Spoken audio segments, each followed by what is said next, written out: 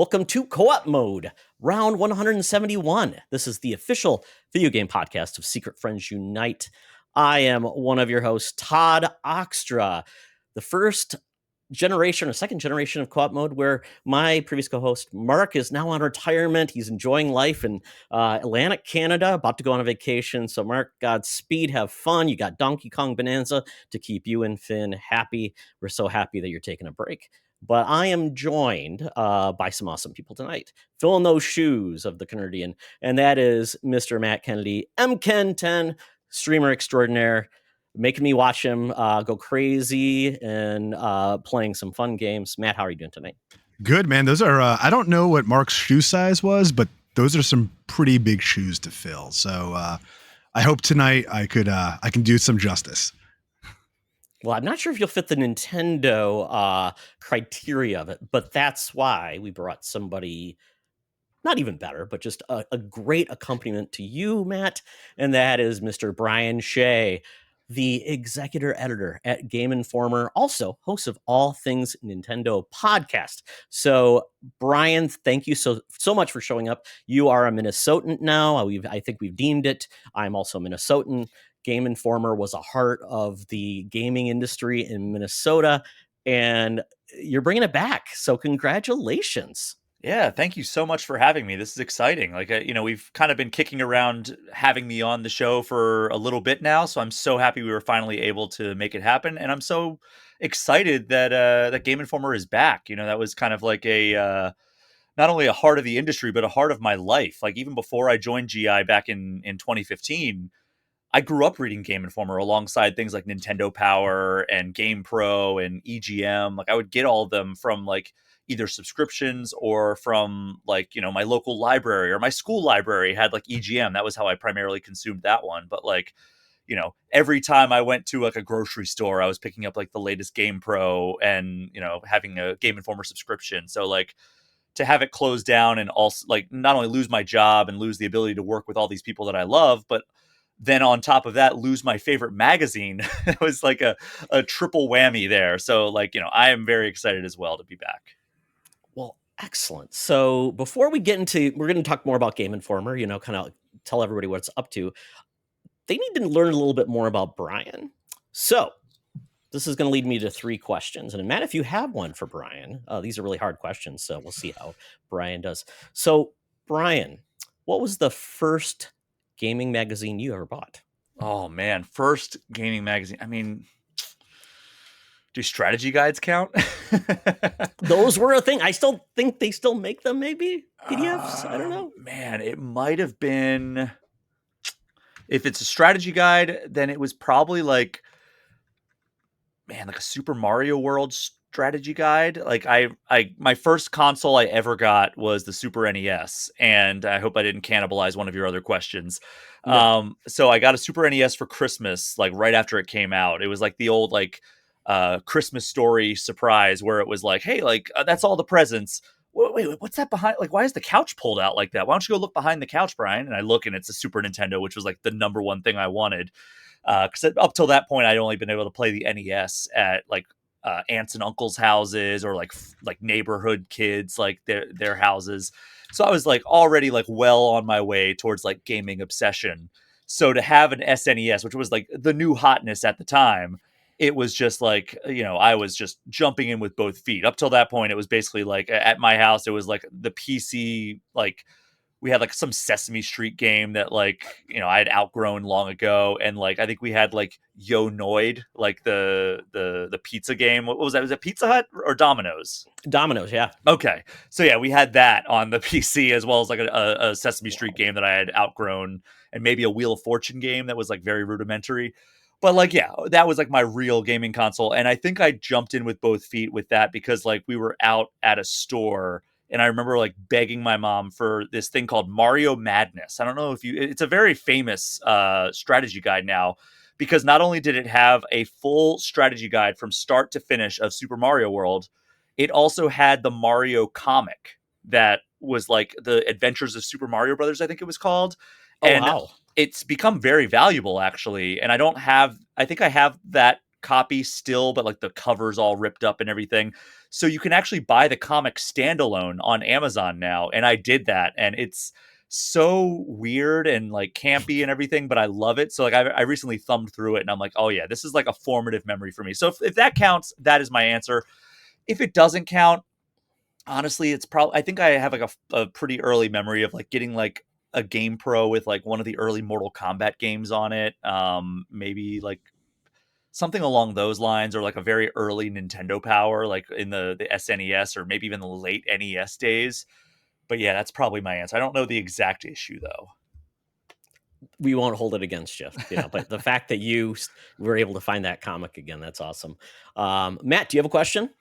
I don't want to steal from you, but being that we're all in games, and you probably do so much, like in terms of like even reviewing games and writing about games. I just want to know, like, do you have that one game that is like total comfort food, that like no matter what it is, whether you're in a slump, whether you're just like, oh my gosh, work is gaming and now I want to actually like game for fun, quotes. What's that comfort food game that no matter what you love to go back to?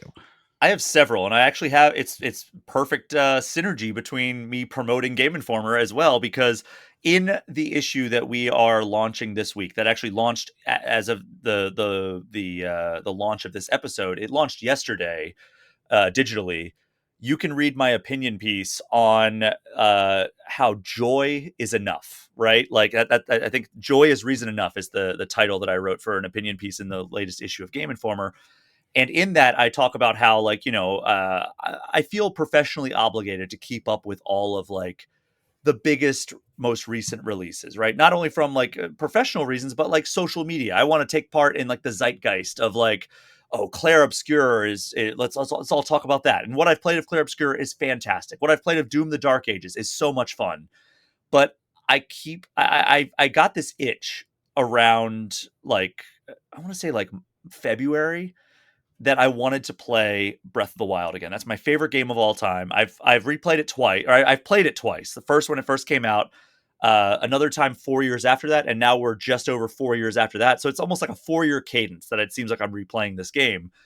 And I've been playing that, and it's like I have this like feeling of guilt of like, I want to be up to date on all the latest games. Why am I devoting all this time to this like game that at its minimum is going to take me 60 hours, right? And maximum, it's going to be like 150 hours. So like, and then I also want to jump right into Tears of the Kingdom after that, because then I want to get myself ready for the next Hyrule Warriors game that comes out later this year, allegedly. I don't know. We still don't have a date on that one, I don't think. But like, so that's one of them, is Breath of the Wild. And I've been really struggling to like kind of push aside that feeling of guilt of like, I need to stay up to date with like all the latest releases, because like I also want to be able to talk about those games and all that stuff. But like I'm kind of, the way I frame it in the opinion piece is I am like trying to treat my hobby more like a hobby instead of like a checklist to be completed. And because that's typically how I've done it since I've started doing this full time, where it's like, all right, well, like I would love to replay like Mass Effect, the entire trilogy of that, but I really should probably play this game that everybody's talking about, because I should have like an educated opinion on it when we get to the end of the year. But like, I'm trying to quiet those voices. So I'm doing Breath of the Wild right now. Other examples I would say are like, I mean, Ocarina of Time's my second favorite game of all time. I haven't replayed that in a while, but there's a theme here. that's a good one. Yeah, I mean, those are the two Zelda games I'm going to say. But Super Mario World is a good one. That's one that I can fire up whenever. Sonic 3 and Knuckles. Pokemon Red and Blue is another one where it's like, and like if they had Fire Red and Leaf Green on the Switch eShop, that would obviously be like a great way to experience those games. I'm less high on Let's Go Pikachu and Eevee, even though it's like technically remakes of that generation. And then the other one I would say is Final Fantasy X. Those are games that I've played through so many times I've lost count of. I mean, Breath of the Wild, I can tell you this is my third playthrough, because it's a relatively recent game. Final Fantasy X is probably like 8 or 9 times I've played through. Pokemon Red and Blue is probably approaching double digits as well. Mario World is absolutely in double digits. And then like in terms of games that like you don't replay, you just like play them because there's no real like end state to these games, it's going to be something like Rock Band. Oh yeah, Like, those are games I could just plug That in my is guitar at any Fun time. party games. So much fun. And I spent an ungodly amount of money on the Rock Band series over the. I mean, Guitar Hero too. I used to play competitively Guitar Hero in college. I'm still pretty good at those games, but like it's clear that my best days are behind me. I mean, obviously, like nobody's playing them as much as they used to back in like 2008 or whatever. But like, you know, I still love firing those games up. I have like something like 2,500 DLC songs. So Wow. like I don't want to do the math, but like those were anywhere from like $2 to $4 a song. So let's not dwell on that too much. But again, that was over the course of like, you know, almost 20 years that I spent that money. Because Rock Band DLC I think just ceased like 2 years ago. So like it was spread out. It wasn't like I dropped like that much money in one sitting or whatever. But yeah, I think those are my comfort food games. I just want to add, Used to be Overwatch as well, but I've fallen off that wow. pretty hard. I just want to add, like you mentioned that Breath of the Wild seems to be a 4-year cadence and you're on your third playthrough. And like, it's kind of like blowing my mind. Are we saying that game came out 8 years ago? Yeah. 2017. Wow. So I just want to heads up, or not heads up, but you know, big shout out to Breath of the Wild. So my son upstairs watching himself right now is a huge Breath of the Wild fan. He's 9 years old and he has like 250 hours in Breath of the Wild. He's 9. He beat that game on his own when he was like 7. So we're huge Breath of the Wild fans. So love those answers. And it's just, I'm so glad that you could find the time to go back and just sit down and enjoy it as a hobby too. Now, I will say right now I'm about probably 15 hours into this playthrough of Breath of the Wild. So I've done like, I think I'm approaching my second dungeon right now, or second Divine Beast. I know people get upset when you call them dungeons because it's like they're not traditional dungeons. It's like, all right, I'll give you that. But like, I have stopped that completely in favor of Donkey Kong Bonanza because I'm having so much fun. I'm sure we're going to talk about that a little bit later. Oh, you're muted. That would be help. It makes me feel older because my son is a sophomore at the University of Minnesota now. He played Breath of the Wild at 11. So yeah, thanks, Matt, for making me feel old. Yeah, it's a great time to revisit a lot of those games because now the Switch 2 has improved those games. They've got extra content if you have NSO or you wanted to buy the content. So it's a great time to do it. I'm glad you didn't play it too early before the Switch 2 came out because you're like, yeah. That was my thought process, right? I was just like, you know what?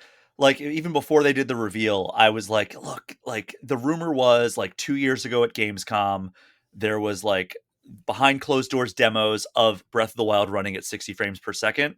I'm going to hold off and see like if Nintendo, when they do the reveal event, announces that like those games are going to run better. And sure enough, they did. So I was like, all right, I will hold off and not play Breath of the Wild until that comes out. And that's when I spent my time playing like Doom the Dark Ages, Clair Obscur, which, you know, I got about 20 hours into that. So I have a thorough understanding of Clair Obscur. I wish I had enough time in the day to play all these games that I want to, because like that game like really feels like it was tailor made for me, because I love Persona.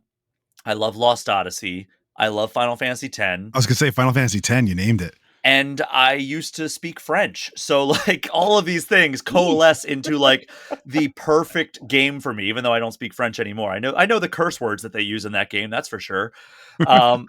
So like, yeah, like Clair Obscur Expedition 33, it is like tailor made for me because it's like basically like Final Fantasy X and Lost Odyssey had a baby and like they let Persona 5 like babysit it for a month or something like with that's Mario RPG. With Mario RPG, you know, yeah. Mario RPG was the boyfriend that came over when no one was looking. Exactly. Let me spice up your combat, baby. Yeah. Well, very cool. Last question. This one's hope you be faster. What's a game you were so stoked for? You're so excited. You got, and you're like, oh, I made a mistake, or mistakes were made. Oh man. That's a really tough one, actually.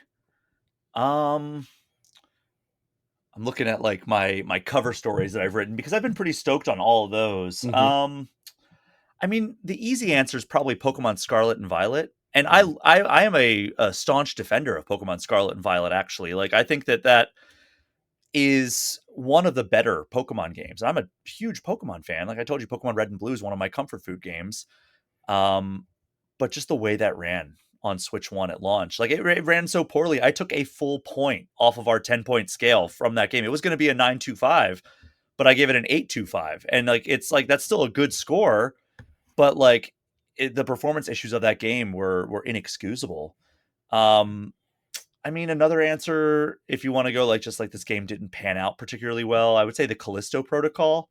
Like that game was another cover story that I wrote for Game Informer, and I was super stoked on that. And I thought like the vision was there.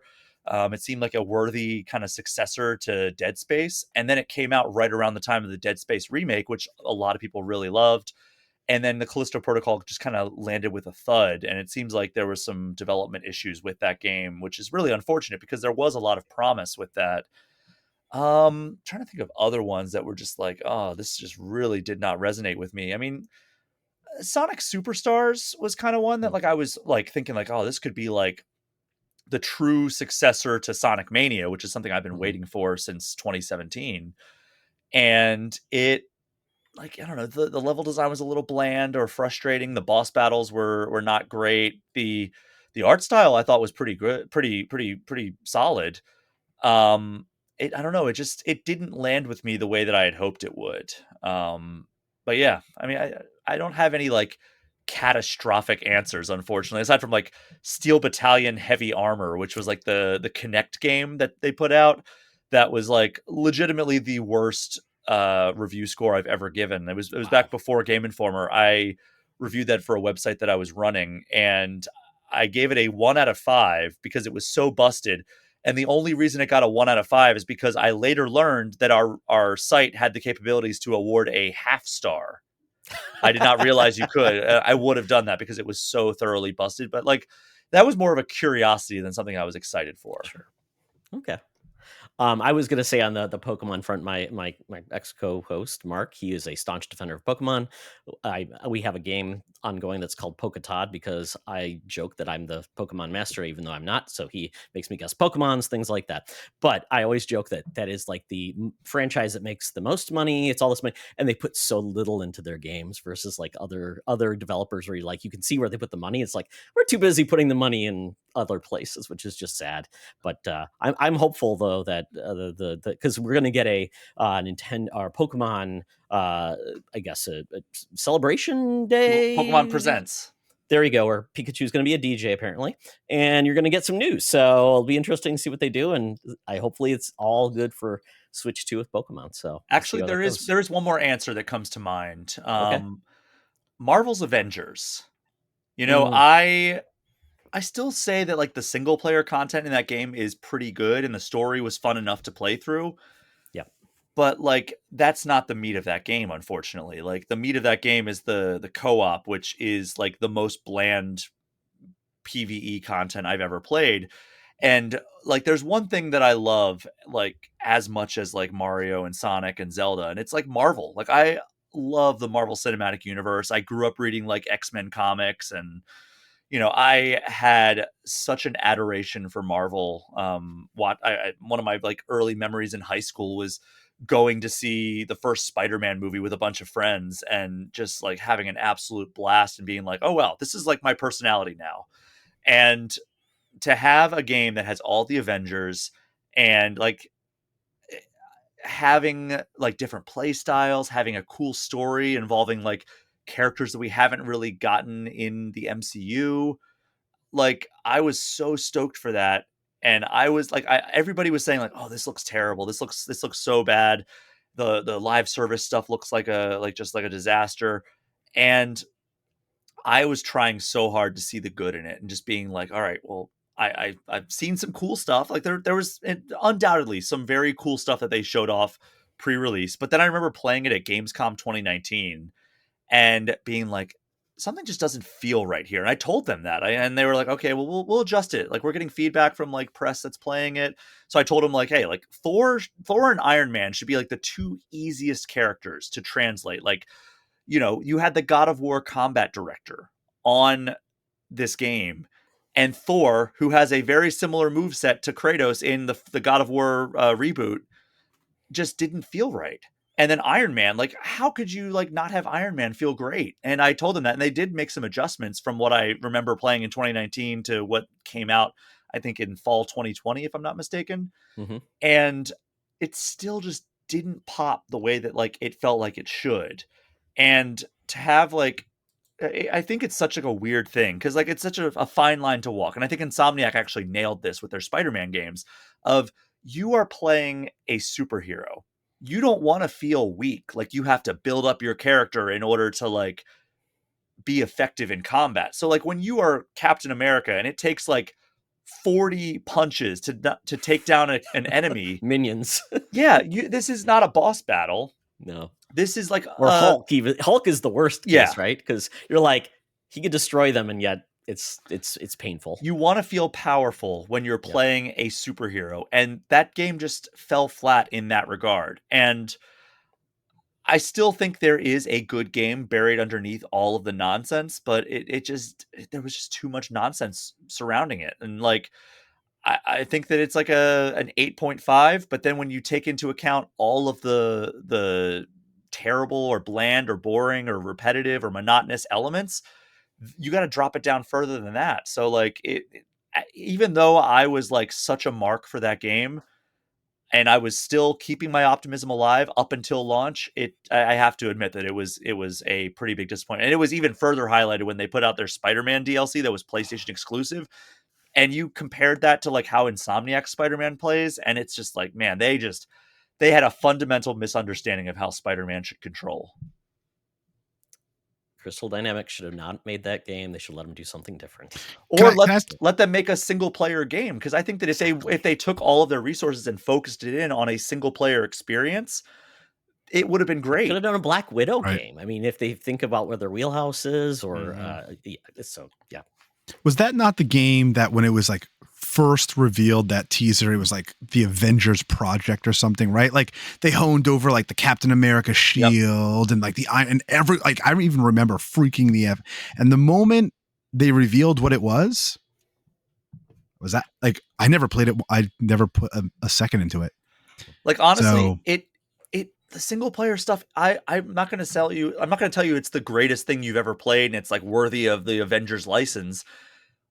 But it is, I think, worth playing through if you were a big Marvel fan. I see you have the Captain America shield behind you, and like I'm a big Marvel fan, so maybe, knowing that there's some single player aspects to it, maybe I should. There's summertime. There's a full single player campaign.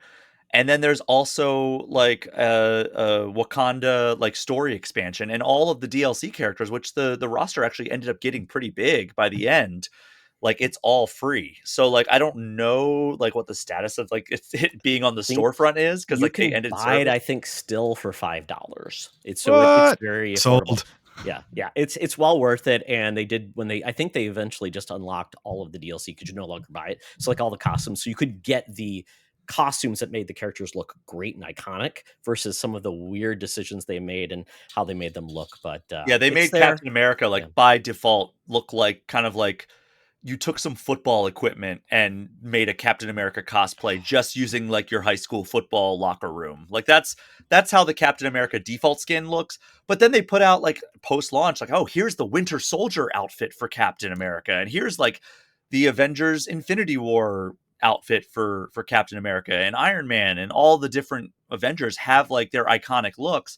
I think they tried to sell them for $15 or $20 a pop, and then that didn't end up working out for anybody because it was only like the most diehard fans, which there were very few of, ended up purchasing those.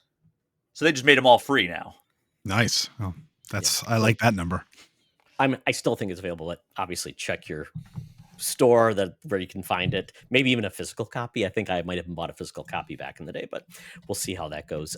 So before we get into the meat of the show, Brian, really quick, in regards to kind of where Game Informer is now. Obviously, you just shipped your first issue. You've got stories on the website. So tell anybody who may be in a dark hole, because even somebody asked like, Game Informer, what's going on with them? I'm like, well, they've got new ownership, they're independent, all of these things to be, a journalistic, integrity is part of it, and doing your own thing. So tell people, like, if they aren't aware where Game Informer is and what you got planned. Yeah. So, we were shut down of August of 2024, and at that point it seemed like, all right, well, I guess that's that. That's the end of the chapter, or that chapter for my life and for the industry and for games media.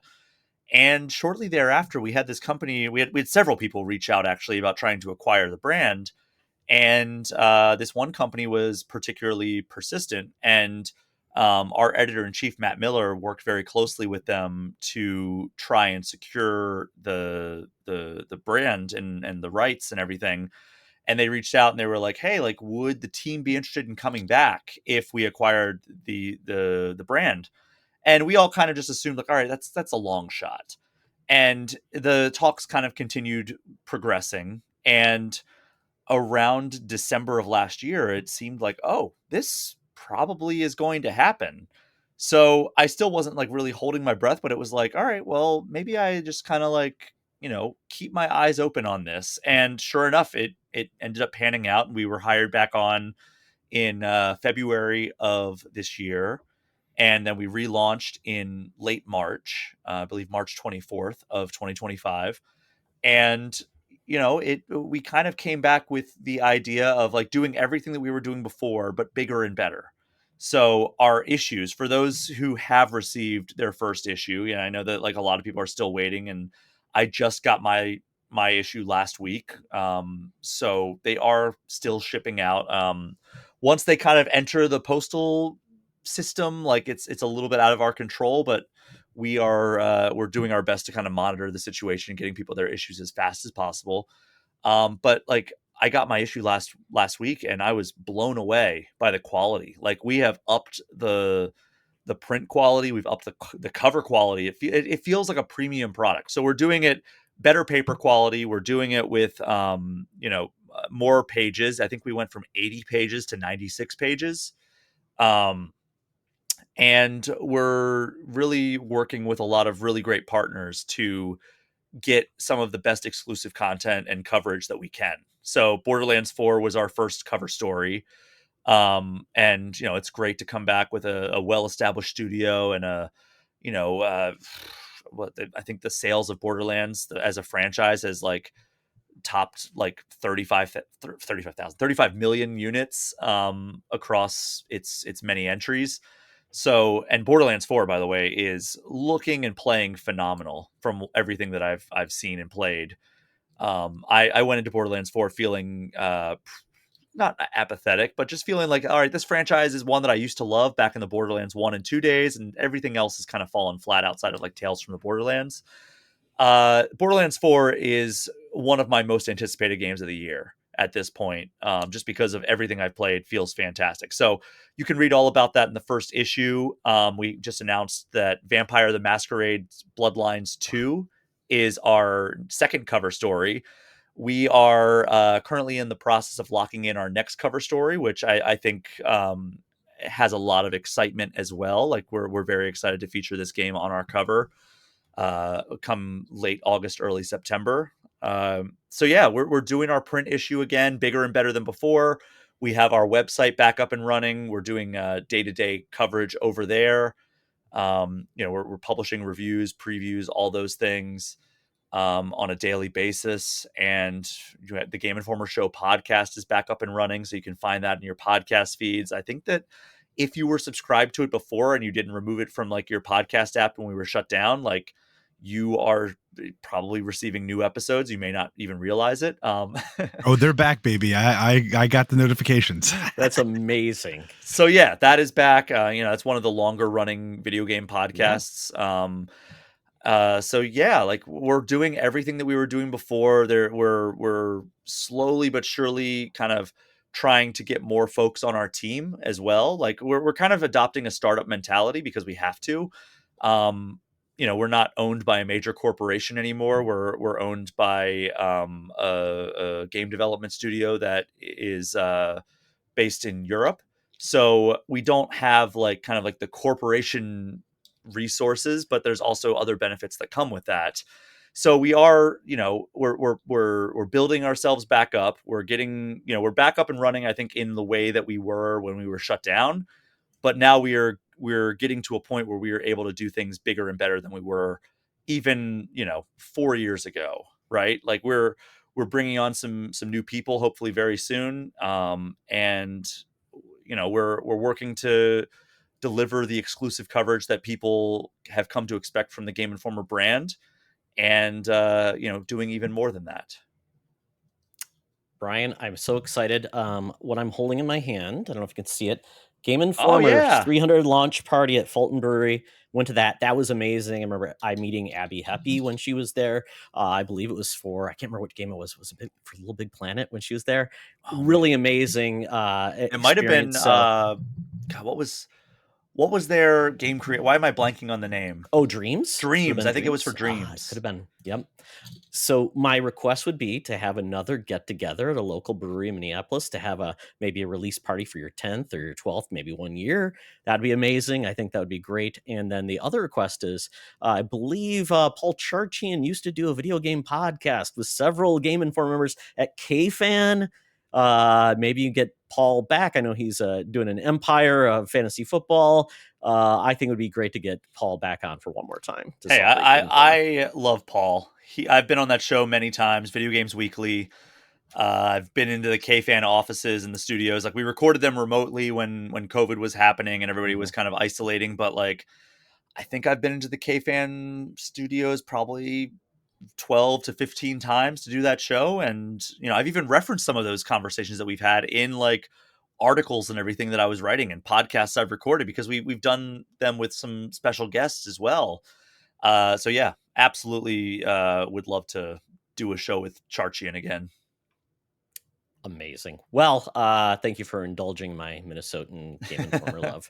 So with that, then we, unfortunately got to pay the bills. So we got to thank our Patreons, our Secret Friends squad, our besties, Derek Trevelyan, aka the Figure Dude, Francie, our official hairstylist of SFU, the Xbox Expansion Pass with Mr. Luke Lore, Charlie's Uncle Tim Horan, who gets our podcast on audio tapes, Friends with Benefits, John Sedorf, Brandon Myers, Corian HD, Matthew Keel, Kurt Krug, Tanya Lee, Chipotle Bear, Famous Seamus, Cam the Movie Man, J-Port New 007, Darth Prozac, Freight Conductor, and our Secret Friends Super Squad, Sean, Stella, and Henry. Nice. Thank you so much. And folks, if you're not a subscriber now, you can get your first month 50% off, or give us a trial and see if you like it. And then it's only $2 a month for ad-free benefits for all our content. Check it out. We've got some awesome interviews coming up with comic book creators. We've got actors. We've got some awesome people, and we're gonna have some more fun there. So check out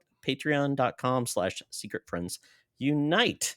So with that, we get into the segment that people hate or they love because I make them make hard choices. And that's buy, rent, and return.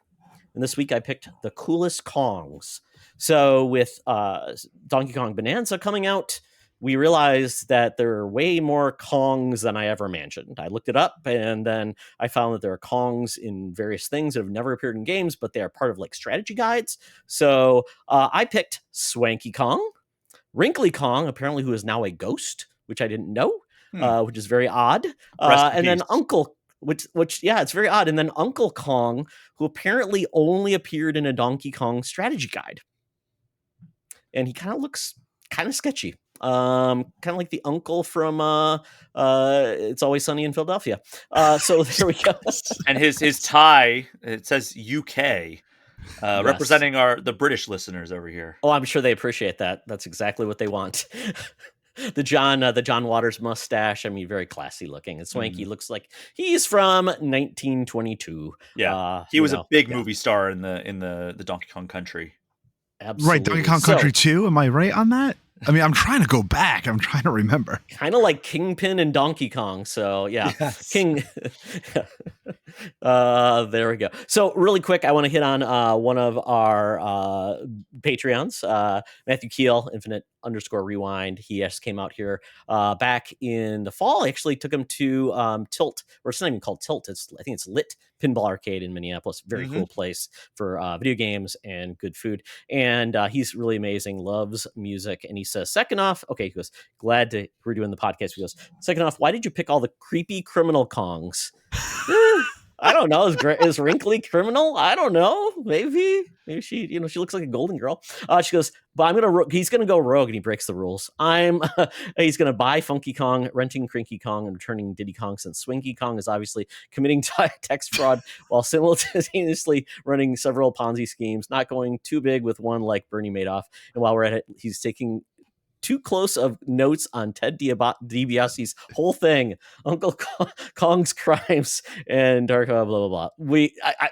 I could keep going, but obviously he's a little obsessed with the swanky and the uncle. So there you go. Thank you, Matt. Appreciate your input. So Brian, the coolest Kong. That's what typically I just put Kong. Like, yeah, you have to figure out your own criteria. I just like coolest Kong. So, who would you buy, rent, return in regards to the coolest of the Kongs? I'm gonna buy Swanky Kong, just because Donkey Kong, he's not fooling anybody. That is Donkey Kong in a vest and the ruffle shirt from Seinfeld. That puffy is shirt. Yep. The puffy shirt. Yeah. That is that's just Donkey Kong. That is, and he gave him a sweet cane. But I'm gonna buy him because he clearly has the riz, as the kids say, or charisma, as everybody over 25 says. And so buy, rent, and return. I'm gonna rent Uncle Kong. Because I feel like if I tried to return him, he would have somebody shoot my kneecaps out. And Wrinkly Kong, I think you need to return. Is that a female Kong? Oh, it's a grandma. It's a grandma. Okay.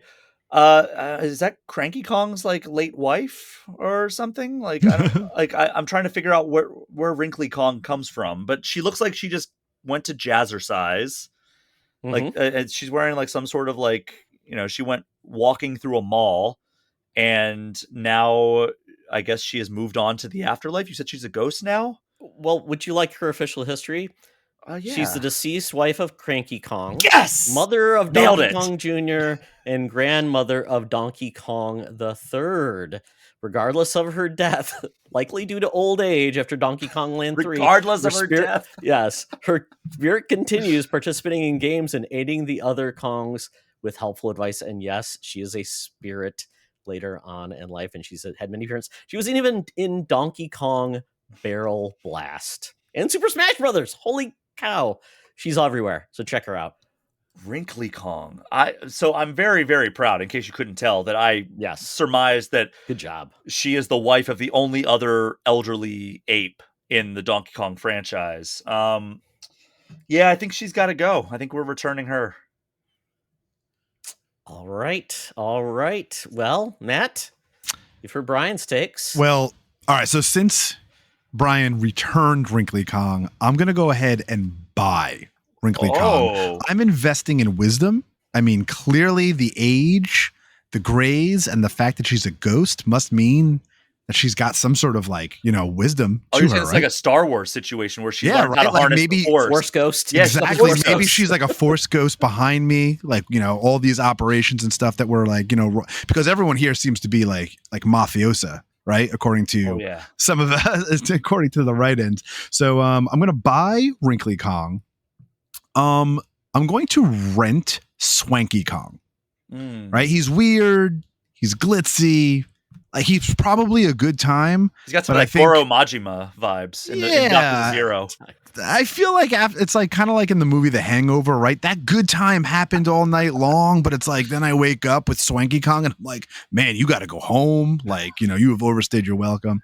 And then I guess I'm going to return Uncle Kong because I honestly don't even know who the hell Uncle Kong is. And I haven't played too much Donkey Kong, but I played enough. I don't. He's part of a magazine that I clearly, sadly, didn't read. I don't know you, so you got to go. He was in the strategy guide for Super Donkey Kong 2 Dixie and Diddy for the Super Famicom. So only a Japanese release. Okay, so he showed up to the party. I'm like, did anyone invite him? No, you got to go. So Super Donkey Kong is what they call Donkey Kong Country. So that's just Donkey Kong Country 2. Right. Oh, really? Oh, Donkey Kong Country 2. That's what. Okay. So, but only in the strategy guide, only in the Japanese strategy guide of Donkey Kong Country 2. Right. I missed that issue. Okay. It's an interesting take that they didn't make a Japanese version. They said, hey, we're just going to put a really sleazy looking dude in it. Which works for the franchise. Okay. Returned. Yeah, oh my goodness. Let's see. So you know what? I think I'm going to make a mix. So I am going to buy Wrinkly Kong, to your point. Wow. Anybody who's a ghost is kind of cool, right? I mean, supernatural. I mean, she was like one of the Golden Girls. We don't know how, like you said, mysterious death that they imply is mysterious. That's kind of cool. I like the mystery. But also get ghosts out of my vicinity. I don't want ghosts. Okay, there you go. You know, I totally get it. I totally get it. Depending on your faith and your beliefs, maybe ghosts, you know, too close to home, and your spirit should go above. I'm going to rent Swanky. No, I'm gonna no. Let's see. Did I get this right? Yeah, I'm gonna rent Swanky because he looks like a guy you kind of want around every once in a while. Like he'll do something for you. Of course, he'll want something back. That's why he's got the gold tooth. You know, he got that off somebody. You know, they knocked him down, got it. He's got a cane, kind of looks like the Kingpin. So, you know, and he's a sharp dresser. You know, you can't say much about the rest of the Kong family. And then I'm going to return Uncle Kong because once again, he's probably wanted in several states for doing things that aren't really legal. Yeah, Uncle Kong really is a problem. Like just looking at him, like there's nothing savory about this character. He's probably not even the real uncle. You know what I mean? He's just that guy that everyone calls uncle. Yeah. And they can't figure out. It's like, wait, which one of he is it related to? And nobody at the family reunion knows. He just shows up all the time. Yeah. He's a problem. Like, what is it, Uncle Junior from The Sopranos? There we go. Yeah. Oh wow. So there we go. I do have one question. This is kind of a spoiler when you talk about Bananza. Are any of these characters in Bananza as far as you know? As far as I know, no. But I'm also only about 10 hours into Bananza. Well, we have something to look forward to. Yes, there's more to discover. Uncle Kong is somewhere to be found. Oh yeah, so many Kongs, and so many probably new Kongs too, which is great. Hey, Secret Friends Unite, let me tell you about Zencastr. We use them for our show, and now they're supporting us. Zencastr is now the all-in-one solution making podcasting easy. It's the ultimate web-based podcasting solution. Provides high-quality audio and video podcast production and hosting. With a full suite of professional tools, podcasters can seamlessly record, produce, and publish studio-quality content, all from one dashboard. Being a creator has never been easier. And we chose Zencastr because of the ease of use, high quality output, and it makes it super easy for our guests to come on. We had multiple solutions we tried before, and Zencastr has just been the best fit for us. Why Zencastr? It's now super easy to record a podcast with Zencastr. Log in using your browser and start recording a high-quality podcast right away. Record studio-quality sounds and up to 4K video with your guests. Feel a sense of zen knowing Zencastr's multi-layered backups ensure you always have your recordings in the highest quality, even if the connection is unstable. Have you ever worried what you sound like? Zencastr's post-production process makes you sound buttery smooth. It automatically removes those ums and ahs in your recording. It removes those awkward pauses in conversation too. Set the right podcast loudness and levels while reducing background noise with a click of a button. So if you're interested in making an easy, high-quality podcast just with the click of a browser button, go to zencastr.com/pricing and use my code SFU1. You'll get 30% off your first month of any Zencastr paid plan. I want you to have the same easy experiences I do for all my podcasting and content needs. It's time to share your story. Now back to the show. Okay, we got our new segment. Typically, we don't cover a lot of news on the show just because it's very timely. So I figured we'd do this a little bit of fun. And these are all stories from GameInformer.com. The stories will be linked in the show notes, so check it out. The first story, and then we're going to do super news done quick, meaning every one of us gets 1 minute to react to the story. So keep it concise, make your point, and we'll see if we cover everything. So the first news story is The Legend of Zelda casting was announced. This movie's coming out in 2027. Sony is producing this. It's live action. We have our two leads. We have Benjamin Evan Ainsworth. He was in The Haunting of Bly Manor and The Recycling Man, a movie I don't know. He's going to portray Link. And then we also have Bo Bregason, who played in Renegade Nell, Neil. And the Radleys. I think Renegade, it's Nell, but maybe check into if there was a Disney show called Renegade Nell, I thought, but I could be wrong. But Brian, I'll give it to your editorial staff to check that out. And I'm assuming this was a press release from Nintendo, maybe that gave you all the information. So we'll see. But Ainsworth is 16 years old and Bragison is 21 years old. So quick question before we actually get into your take on this. Is Link technically always younger than Zelda in the games? Is he? I feel like I've always thought of Zelda as a little bit older in a lot of the games, but so too. Maybe I mean, but Bo Bragison is older, right? She's in her early 20s, and she's 21, and Evan Ainsworth is 16. Yeah, young. But yeah, I mean, I think that's consistent with how I've always pictured them in my minds, anyway. Yeah, I mean, I like the casting. I think like I didn't want, like I said this on my podcast last week. It's like I don't want like Tom Holland as much as I enjoy Tom Holland or Timothée Chalamet playing Link. Like, you know, the go-to for we need somebody who is young coded to play a young looking character. Like I would much rather have a lesser known actor, kind of like they did with the Harry Potter franchise, right? Like they casted a bunch of young kids who didn't really have a ton of acting credits to their name. And you didn't have to worry about like seeing like, oh, this is supposed to be this character, but all I'm seeing is Tom Holland's face, right? Like that was kind of the problem with the Uncharted movie. I think the Uncharted movie is fun for what it is, but I never got past seeing Tom Holland instead of Nathan Drake.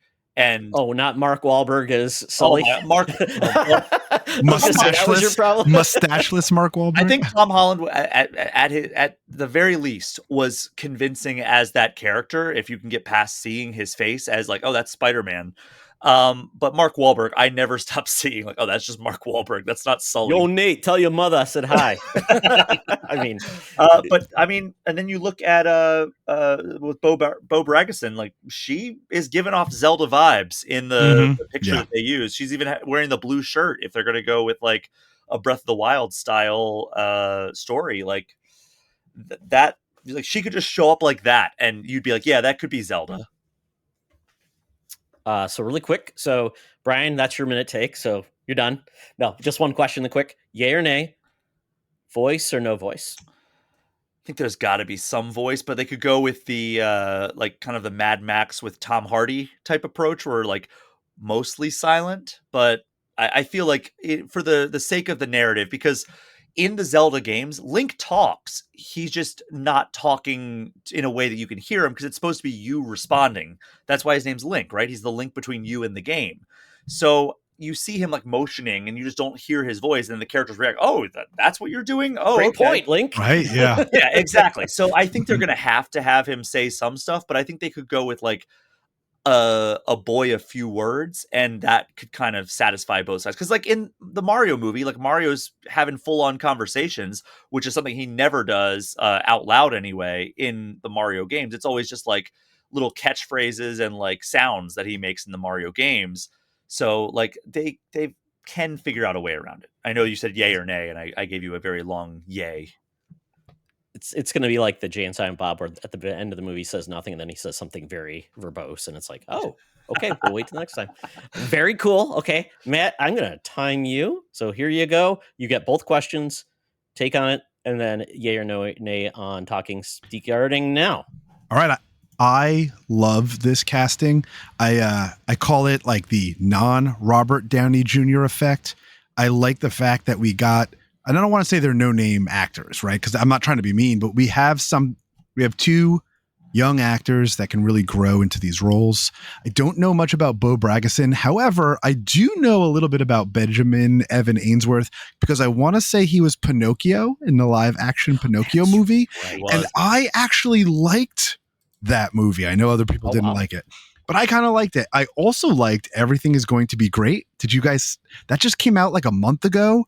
It's like an indie I think Sundance or something. If you look it up, Bryan Cranston and a few other big names are in it. Oh, he's a pretty solid boy, like, you know, kid actor. So I think we have a winner here, and we think we have two actors that can grow with whatever a series can turn into.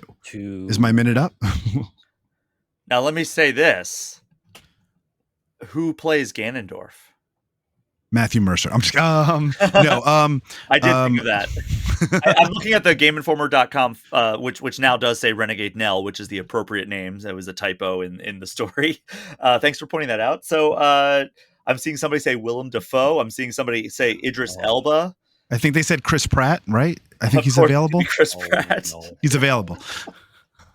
I mean, I feel like it's got to be somebody big playing Ganondorf, right? That makes sense. And like the conclusion that myself and IGN's Logan Plant came to in my podcast last week was that it has to be a Ganondorf story, right? Like it can't just automatically be Beast Ganon. Like Logan said something along the lines of like, you can't have these two actors that like two young actors that not many people know fighting a CGI like pig beast. Basically, it's like it's got to be some sort of like humanized character.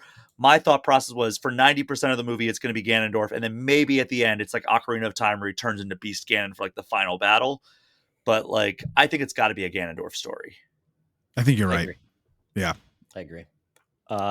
Voice or no voice, Matt? So, you know, even with playing Death Stranding too, right? And there's gotta be something. And I think Brian made a great point where, you know, you're choosing the dialogue, right? And he is making those motions. And I never actually thought about it that way, but he is communicating. There is talking, and that voice is your own voice. So there's definitely going to be voice. I don't think you're going to have this kid on a screen for 2 hours not saying anything. But I think just like in the games, Zelda is going to be, it's the Legend of Zelda. I think she's going to be the star of the show or movie. Now, can I ask 2 additional questions? One, does this get slotted into the official Zelda timeline? And 2, will they recast Link and Zelda every game or every movie? Because it's a different Link and Zelda in most of the mainline games. It's like, you know, the Ocarina of Time Zelda or Link and Zelda are not the Twilight Princess Link and Zelda. They're descendants of them, but like, you know, they are different characters altogether, just like inheriting those names. I mean, you could do the American Horror Story style where they do recast the same actors, and that's kind of cool. Or like even like this is getting really geeky in my DC side. Like Hawkman and Hawkgirl are essentially reincarnated every generation. They're brought back together. So I think you could do it where it's like, because a lot of the times it feels like they're always getting in. They have amnesia. They have to start over from fresh. So it could just be part of their story. Like they are constantly reincarnated through generations. They get the same actors, but basically that's how they get to be different. Maybe because they have different backgrounds, they're raised differently, different like type of parents and things like that. So I think you could do a really unique take on it. Now, what about the timeline placement? Do you think that they say like, all right, well, this takes place in the Fallen Hero timeline, or is this going to be establishing a whole new like cinematic timeline? I guess it depends on the storyline they want to base it off of. I mean, I heard a lot of people talk about Ocarina being a good starting point. You know, it really depends, right? So, and you know, Nintendo's probably too worried about too many people that know too much about the timeline that even know more about Nintendo. That's just because Hyrule Historia, throw it in the trash, right? Yeah. Or is it the timeline where Link dies and it starts another timeline? Are we going with like? Used to get into it. Are we going with like recency? I think about my son. And my son is a huge Breath of the Wild fan, a Tears of the Kingdom fan. And, you know, we introduced him to some of those older games. He's got my daughter's 3DS and he's playing, you know, Ocarina of Time on that. But what is this movie? Who is it geared towards? Is it geared towards us who knows everything? And you guys know way more than me. Like, who are they gearing this movie towards? So that's an interesting question. Like, what approach are they taking? I feel like it's got to be an origin story, honestly. Like they're probably gonna incorporate elements of Skyward Sword, like to talk about like, all right, well, this is why Ganon comes back generation after generation. But on my podcast, Logan mentioned that he thinks it's going to be a Breath of the Wild style story because for an entire generation plus of gamers, Breath of the Wild and Tears of the Kingdom is Zelda, right? Is Zelda. Yeah. It's That the is what. biggest Zelda game of all time. I mean, let's be honest. So like it could be kind of like a combination. My thought is it's going to be a combination of like Skyward Sword, Ocarina of Time, with like the Breath of the Wild style backdrop. But I don't think there's going to be time travel because then they would have to cast a whole new Link and Zelda. I think it's too complex in a 2-hour I think so. movie I to think be maybe a- that's a yeah. future thing. Like they do time travel stories in the future. It's like your end scene credits or something like that, you know?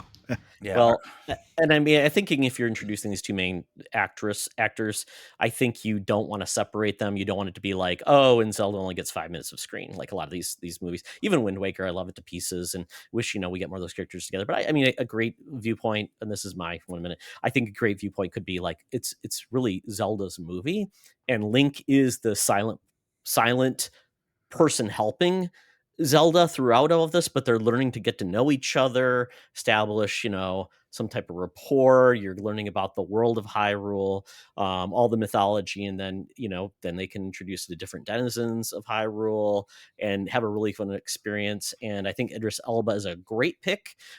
Kevin Dillon has been called out, the big guy who's been, in many, many different things.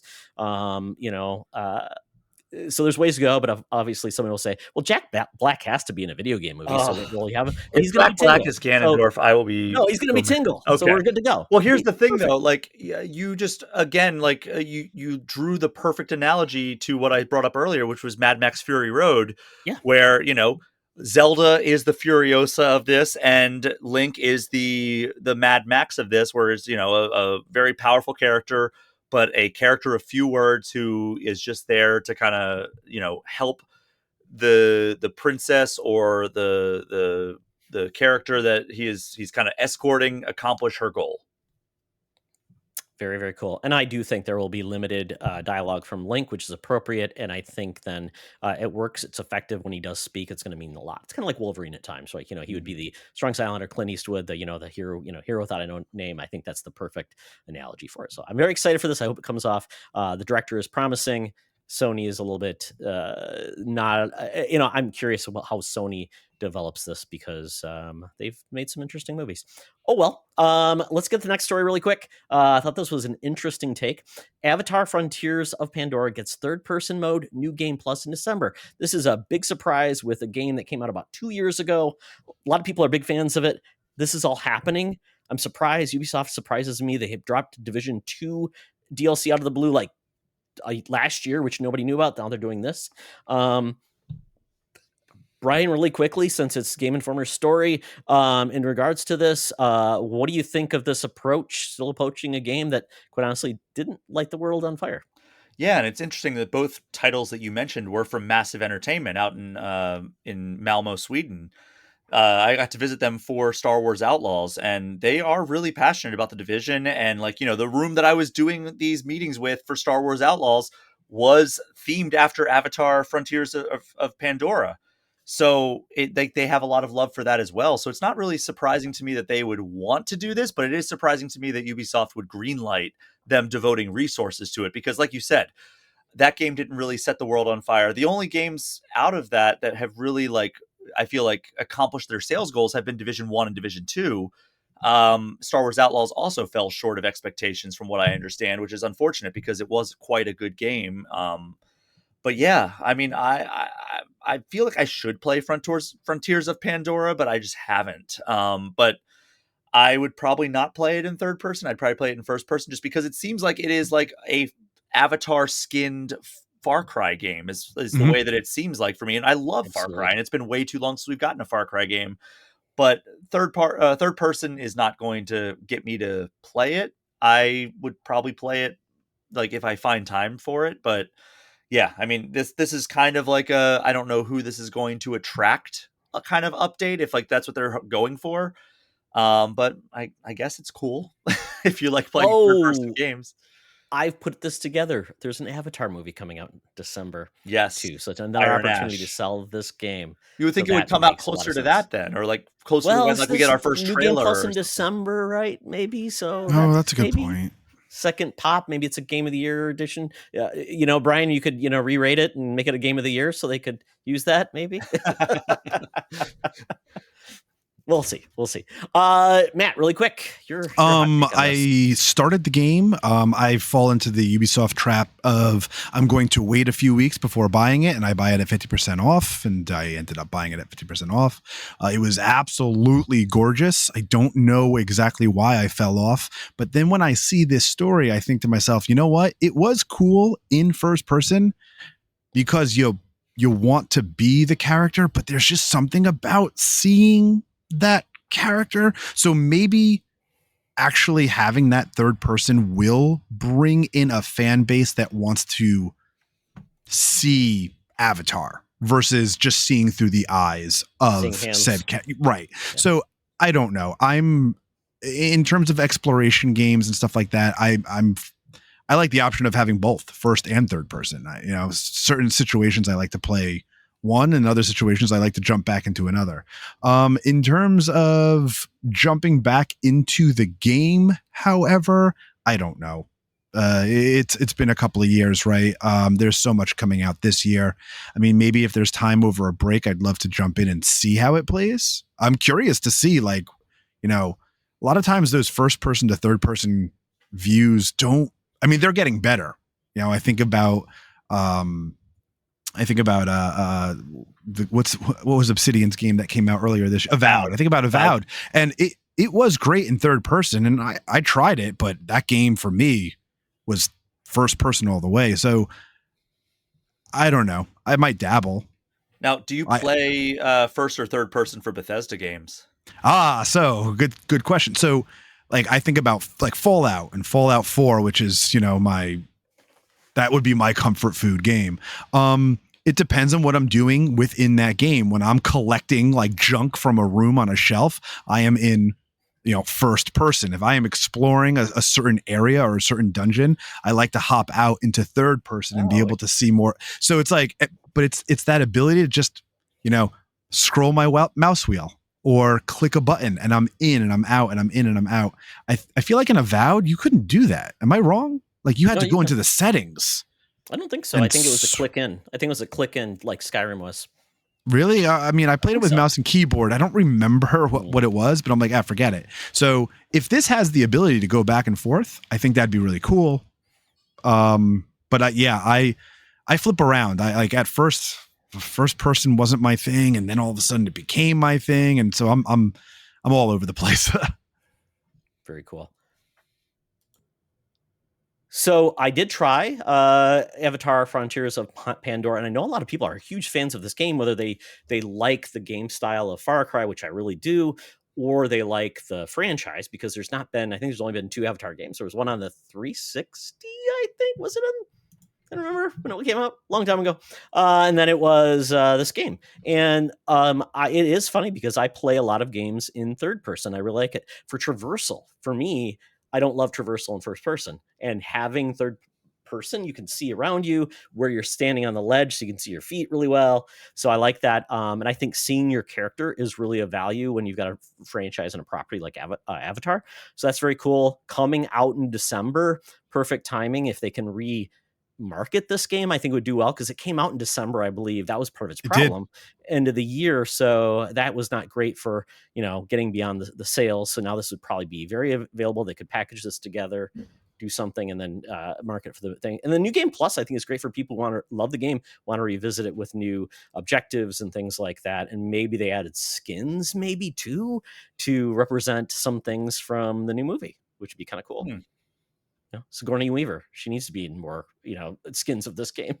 Maybe not, but we'll see. But yeah, this is very cool. I'm glad that games are getting some attention. Once again, Star Wars Outlaws got more DLC. It's in a much better place, and it's affordable now. So hopefully people check that out as well. So the value is there. It's just, man, I hope people don't forget it. Last story really quick, and I'm going to keep you guys to the 1 minute. So we're going to be on this. So it's been announced that Assassin's Creed is coming to Netflix with Westworld and Halo producers. One of those producer groups I have faith in. The other, probably not so much. You choose. So with that, we had one Assassin's Creed movie that was, not many people talk about. So we'll start with you, Matt. What is the thought on this movie, really quick? And do you think this will make Assassin's Creed a household name? Well, I'm an Assassin's Creed nerd, especially with the original series. I was that guy that could not wait. The hype for that movie was real for me. I cannot remember the director's name, but I believe he directed like the live action Macbeth movie that came out not too long ago. That game had the movie had high hopes and it was a bust. And I walked out of the theater asking myself, what the hell just happened? So hopefully the direction is a little bit different. I liked Westworld. Never watched Halo, but I was told that I didn't miss much. I don't know. There's just been so much Assassin's Creed, and I know the cadence has slowed down a bit, but I don't know if I personally want this. I don't even subscribe to Netflix. So, but I can't wait to see and hear more. Brian.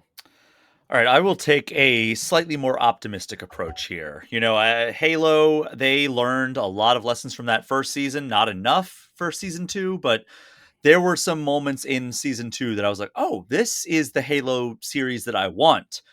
And Westworld, that's one of the inverse of that, right? That first season was legendary, and then it kind of went downhill from there.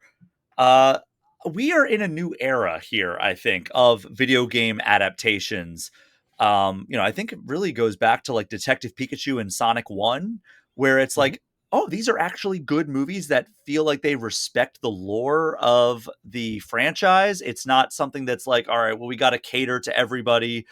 They're realizing that video game players are a large demographic, and they can actually go and make entertainment specifically for them. It doesn't have to be too watered down to the point that it's just like, all right, well, Michael Fassbender goes back in time and does something, and we just have to just like assume that it's like the Prince of Persia, right? Yeah. Oh God, Jake Gyllenhaal. Yeah. I think we're in a different era here where there is a little bit more optimism anytime they announce a video game adaptation. Now, I have problems with some of these adaptations, but like I think largely when you look at like the 90s through like the 2000s versus like the late 2010s into now, like the bar has been raised. And I asked the Mario movie directors why that is, and they're like, well, you have people who grew up playing these games making these movies now, so it's like the respect is there. Whereas like when you go look at the original Super Mario Brothers movie, the live action one, they didn't have any idea what Mario was. They just knew it was a popular thing, and they were going to make something loosely based on the source material. Now you have people who actually respect the source material, and we're kind of in like the golden age of video game adaptations. So I'm going to be cautiously optimistic, but optimistic nonetheless. I like that answer because I feel respecting the lore, right, and that story. I mean, the story works for Assassin's Creed. Of course, now we're got so many different variants of it. Do you want the Vikings version? Do you want the Japanese version? Do you want I guess it would be the Mesopotamian version? Do you want the Italian version? I mean, like we said, there's so many versions. So where do you go? What makes the most sense? It's a cool story if you manage it correctly. It's assassins doing cool things. It's sketchy. A lot of behavior, a lot of like, conspiracy theories, the Abstergo, I guess, if you want to have that's your way in for people. I think it could work really well. Netflix seems to be doing better with their adaptations. They've got money. Apparently this was not the first time. Apparently the show was originally announced in 2020. It was then revamped. So it sounds like it's finally coming back in.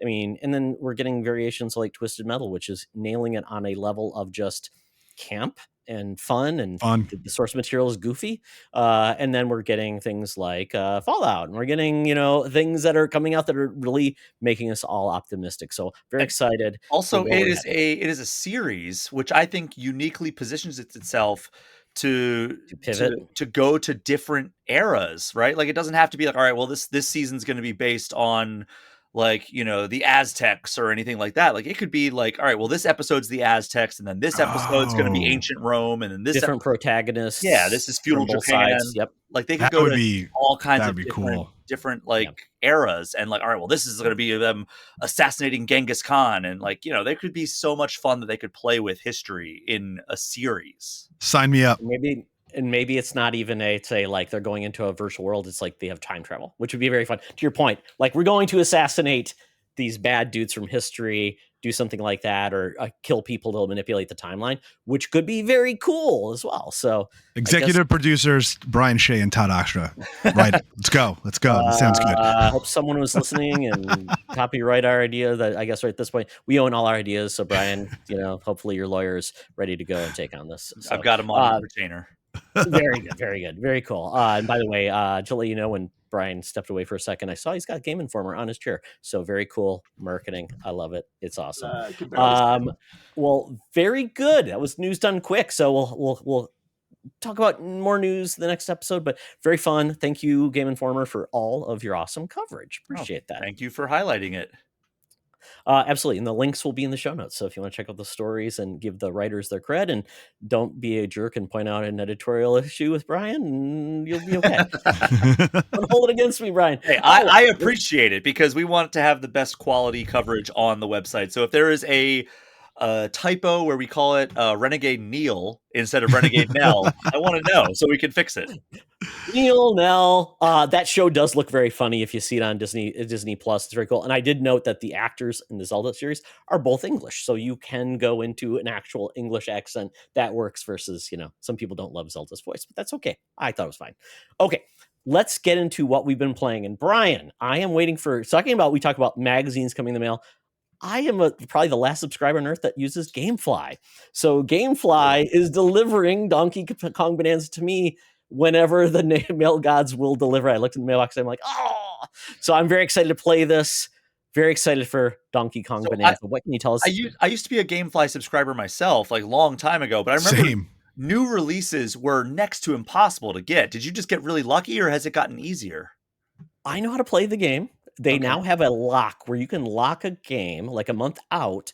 You can lock a game and you're guaranteed to get it like a couple days later. And I did. I had Death Stranding 2. I sent that back and made sure I was playing the game. And then I'm going to have probably something else coming. Oh, and Metal Gear Solid Delta is going to be my next held game. So I'll get that as well. So I'm doing that. It kind of supplements my other areas where I play, get to try out games. So it's great. But to your point, it is I don't get to be in the zeitgeist of like yourself, where you said you've been playing 10 hours of this game. So when you put down Zelda Breath of the Wild, you get to play this game.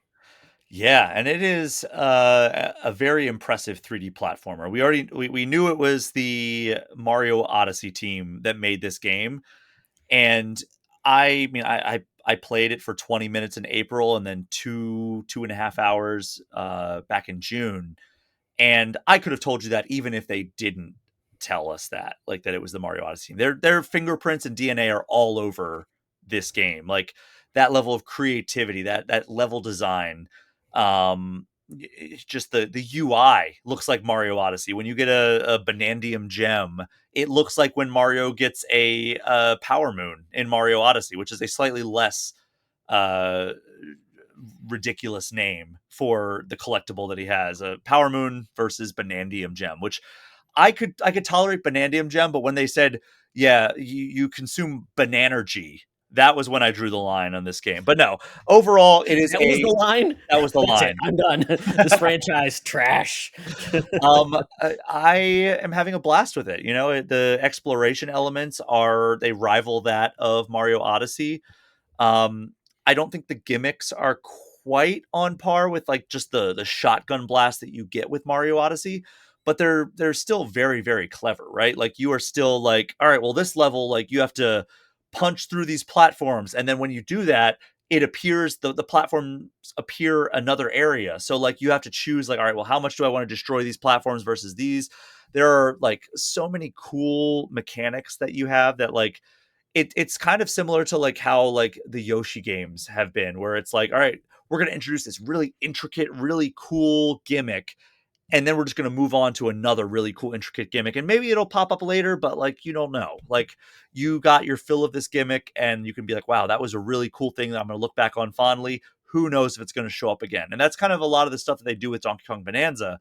But the way that they're implementing it just feels so ingenious. Like there are so many things where I'm like, oh my God, like I'm excited to see how they take this in different directions. And then you get into a challenge room and you're like, oh, wow, they really took this in some really cool directions. And the collectathon aspects that feel kind of borrowed from like the Rare years when Donkey Kong was under there, and especially like Donkey Kong 64, but not in a way that is out of control like Donkey Kong 64 was. Like it feels reined in, but still you're going around collecting everything in sight, right? Like you're collecting banana chips, you're collecting banandium gems, you're collecting fossils that can be traded in for like cosmetics that also give you stat boosts. And the banandium gems also, once you collect I think 5 or maybe 6 of them, like give you a skill point that you can then use to level up your Donkey Kong or your Bananza transformation. So like there are all these systems at play as well, in addition to all the creative level design and creative mechanics. And like, the story is whatever. Like I think that Pauline, as a 13-year-old girl, she's quite endearing. Like she's a very endearing companion to just like the goofy brute that is Donkey Kong. And I am really excited to see where the second half of this game goes, because I feel like I'm coming up, if I'm like critical pathing it, which I'm not, I'm exploring a lot. I feel like I'm coming up on like maybe the end of the first act right now. So I'm really, really excited to see where the rest of this game takes me, because so far it has been phenomenal and it's one of my favorite games of the year. I remember when they first showed like the main, like, this is what you're going to be doing. Because I remember when I saw the initial impression, like, this is amazing. And then when I saw, like, oh, you're going to also have your own place where you decorate, then you're going to have a way to sculpt thing with the mouse control. So it's like Mario Paint. And then you've got a skill tree. I mean, well, it's a tree. So Donkey Kong climbs that. He probably puts skills on it, right? That's what monkeys do. You're throwing everything. You can get mud together to form. I mean, just all this stuff is crazy. And then you've got the Bananza transformations where you can do different things. I'm like, they showed so much. I'm like, this game has so much into it. And then you have the Donkey Kong Country, like side-scrolling levels too. And I'm like, well, what else is there? They always hide things that you never see. So I'm just wondering, with you 10 hours in, I'm like wondering, like, how long is this game? And like, what else is hidden? Because I'm excited to try it out, but obviously people get scared of, spoilers of, in this, it's not really, it's not like going to be crazy, story elements where it's like, yeah, Uncle Kong shows up and he's the real villain. We're not going to get that, I don't think. Well, or maybe, Granny Kong or Wrinkly Kong comes back. Yeah. I have heard she possesses Pauline. It's bad news. Yeah. Logan, who did review it for IGN, did tell me on my podcast that like the kind of the ending sequence of this game is as memorable, if maybe not more memorable, than the ending sequence of Mario Odyssey. So maybe avoid spoilers. I have not gotten to that point. I've not been spoiled, amazing. thankfully. But I am like, oh, I hope I can make it without like getting that ruined for me. That's amazing. I'm so excited. Let's get it's going to be my game. I've been struggling to find a game to play in between, been like, but that game is coming. So excited. Any other games that you've been excited about? Obviously, we talked about Zelda, all these other things. You put those down to focus on Donkey Kong. A little bit of Tony Hawk's Pro Skater 3+4. I love the Tony Hawk franchise back in the late 90s, early 2000s. So it's really cool to have a new release for that, even if it is like remakes. But there's new levels, there's new skaters. So even though it's largely just like, hey, here's 3, and then like our reviewer Wesley LeBlanc described the structure of 4, since it's no longer like kind of like the open structure, it's the 2-minute session structure of the first 3 games. He described it almost as like a level pack for 3, which I don't mind necessarily. Like they reworked some of the objectives to play better in that 2-minute session format. So like I don't hate it. And I actually have always preferred the 2-minute sessions over the open format. But yeah, just go into it knowing that, like, if you were a big like Tony Hawk's Pro Skater 4 sicko, like you're gonna maybe feel a little bit jarred by this format change. But I think overall it was for the best. But yeah, like there's enough meat on the bones and like new stuff, and like it's also, it's been like 23 years since I played Tony Hawk's Pro Skater 3 and 4. So like I'm not like, oh, been there, done that. It's like, no, this is a cool like skate down memory lane, and also a reminder that those games were so much freaking fun, and I'm having a blast with it whenever I can not devote so much time to Breath of the Wild and Donkey Kong Bonanza. Very, very cool. And that game is also on. And I played a little bit of just I will touch on it really quickly since you're talking about it because I have not much more to say. My wheelhouse is the GBA version of Tony Hawk. When I Oh got my GBA, wow. that was a game that was available. So doing it that was an amazing game. And then also the PS1. Didn't really pay much past then. I tried it. I'm horrible at it, but I do love the fact that you can get Doom Guy and one of the demons as content now. I'm sure you'll be able to get later, but it's on Game Pass, it's on Twitch 2, it's on everything, so check it out. Also, Michelangelo from the Ninja Turtles is that's right, you can earn him, which is great. Which is great. You can earn him, you don't have to pay for it. So perfect synergy there. Absolutely Activision. There we go. All right, Matt, see the 2 games you've been playing. I actually just wanted to throw this in there. With all of the talk about Donkey Kong, so I don't have a Switch 2 yet, and I'm holding out a little bit, and my son is like begging me for one. But I was like, all this coverage I'm seeing about Donkey Kong 2, and like or Donkey Kong Bananza, I'm gonna replay Mario Odyssey, and we have a little cabinet right where all of our Nintendo games are, and I'm flipping through it. I'm like, I can't find it. And I'm asking my son, I was like, did you like let a friend borrow it? I'm like thinking about like sending a text to the cleaning lady. Like, did you go through my, where the hell is the copy? I can't find it. So now I'm like about to flip a table because now I really need to go back. So please someone stop me from rebuying this game. You should rebuy it because it's my favorite 3D platformer of all time. It is phenomenal. I mean, Mario Galaxy was like some of my favorite 3D Mario, but I tell, Daddy D. Wally, friend of the show who loves to talk trash about, Astrobot. I'm like, dude, play Mario Odyssey. And I'm going to get to it. I'm like, can't talk trash about anything until you play Mario Odyssey. Anyway. I mean, those are probably 2 of the top 3 3D platformers ever. So like absolutely amazing games. Yes. I'm a big advocate for Astrobot as well. Yes. Astrobot's amazing. Yep. Loved it. It is funny how, like, to your point, people dismiss 3D platforms like they're simple, they're easy. I'm like, if they're easy to do, how many good ones will there be? Because quite honestly, there's not many. We played a lot of the bad ones, Astrobot, the Mario, and maybe I'm trying to think of another one that's really great. I call Ratchet and Clank, like they're more like action 3D shooter platformers. But I mean, in regards to 3D platforming, Astrobot and the Mario trilogy, I think of Psychonauts. I'm like, these games are not simple. I mean, why am I about to slam a controller down? The good ones are rare. So I don't think people should discount them as just being that.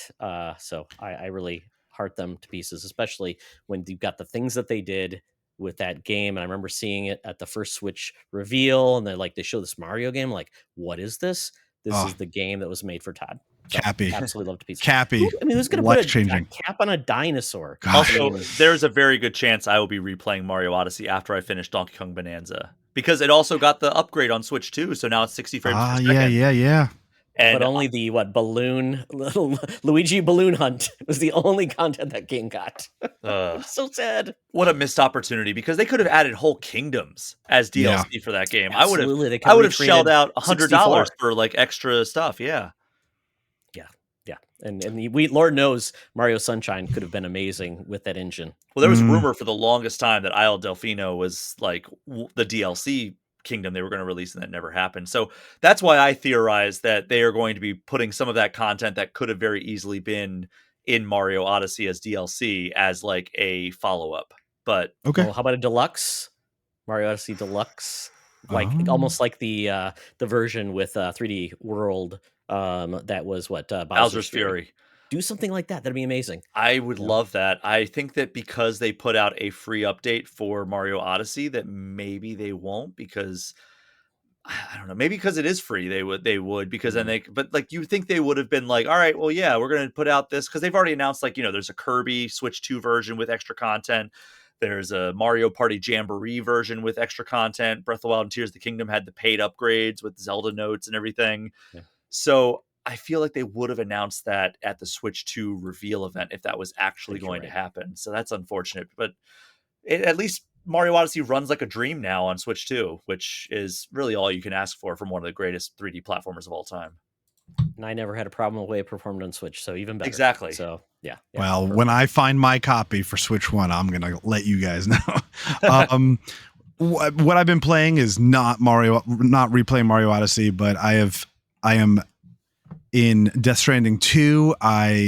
Just when I think it's over, Kojima throws me another curveball. So I'm probably around, I think I have around 55 to 60 hours in Death Stranding 2. Wow. And I am enjoying it. I kind of stopped. Like I was trying to get like 5 stars and deliver it. I'm like, all right. Like kind of like with Death Stranding 1, like I got to the point where I'm like, I'm done being like that kind of mailman, and now I'm just going to stick to my paper route. I'm not going to take over anybody else's. So, but I'm loving the story. It's not nearly of gameplay of Donkey Kong Bonanza. Say it again. Do you have my copy of Donkey Kong Bonanza? Yeah, I'm holding. Even though I don't have the Switch 2, I got it anyway, and I'm just holding on to it. You jerk! You jerk! So I think I'll be done with Dishonored 2, or not Dishonored. I think I'll be done with Death Stranding 2 this week, and Dishonored 2. I am streaming Dishonored 2 on my channel. I loved the first Dishonored game. I never played Dishonored 2, so I am having a freaking blast. I love Arcane. I love Deathloop. I love the first Dishonored game, and so I'm having a really, really good time with Dishonored 2. Matt is a very good watch because I love the world of Dishonored. I'm just horrible at stealth games, so watching him play, commenting, and say, "Hey, Matt, look over there," and he's like, "What? What did I see?" And it's very fun to be like kind of on the journey with a stealth game. And what do you approach it, and how do you get penalized, and what can you do? And it was very fun. It's like, oh, what if I do that? And it's a very cool way to experience a game, and a solo game in a different way. It's kind of like how I played Slay the Spire with my son. We just played it together. Like we both talked about decisions and said, let's do this. So it was fun. I like when you can make a game collaborative and still have fun with it. And people chime in, and like I'm trying to be stealthy, but Emily is on a freaking murdering spree right now, and I don't know if this ending is going to be very good because but I'm doing a good job running away and losing their attention.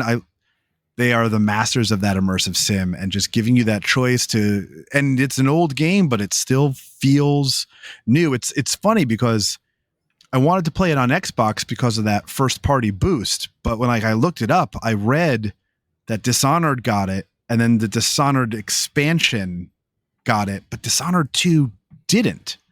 So it still plays in 30 frames, which I'm like, weird. And I don't know if I'm wrong. I mean, somebody can fact check me, but so I'm actually playing it on PlayStation because it's on both subscriptions, right? So I'm horrible at stealth games, but I'm having a blast. It's a ton of fun. There's a lot less rats that I noticed in that game than the first one. So the rats are okay now. We don't have that rat infestation. That is, at least as of now, that's from what I see, has gone away. Okay, good to know. Well, good deal. Death Stranding 2, that went back to GameFly. I decided to watch more of it online than play it. So I'm glad that I got that experience, and just not for me. That's okay. We'll see what's next for Kojima. For myself, trying to get back into the Switch life. So I will say one editorial comment is the Switch eShop is a hot mess. When you try to find games that are coming out, what's there? I think just the new releases, half of it was hentai games. No problem with hentai games, but the ability to like release search to find like those top rated games, what do people think? Like Steam, when you have the Steam user reviews, they help you kind of find the best of the best.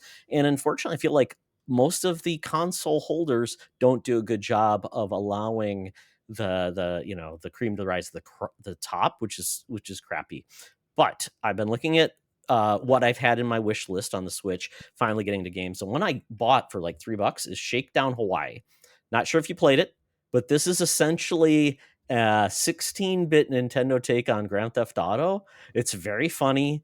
It's basically a gimmick type of scenario where you're in Hawaii, and the guy who's in charge of a video shop wants to take down streaming and that by replacing it with DVDs and videotape rentals. So he starts going on a mission with his son, who's a punk rocker. It's basically you're riding a little car. It's very animated. You destroy things. Cops come after you. It's just so fun. It's like GTA, like the original ones that were on console and PS1, PS2, but it's got like the big head chibi guys. They come out of the cars. They do funny things. You go on missions. It's great. I really appreciate that game sense of humor. Put down, pick up mission structure. It's great.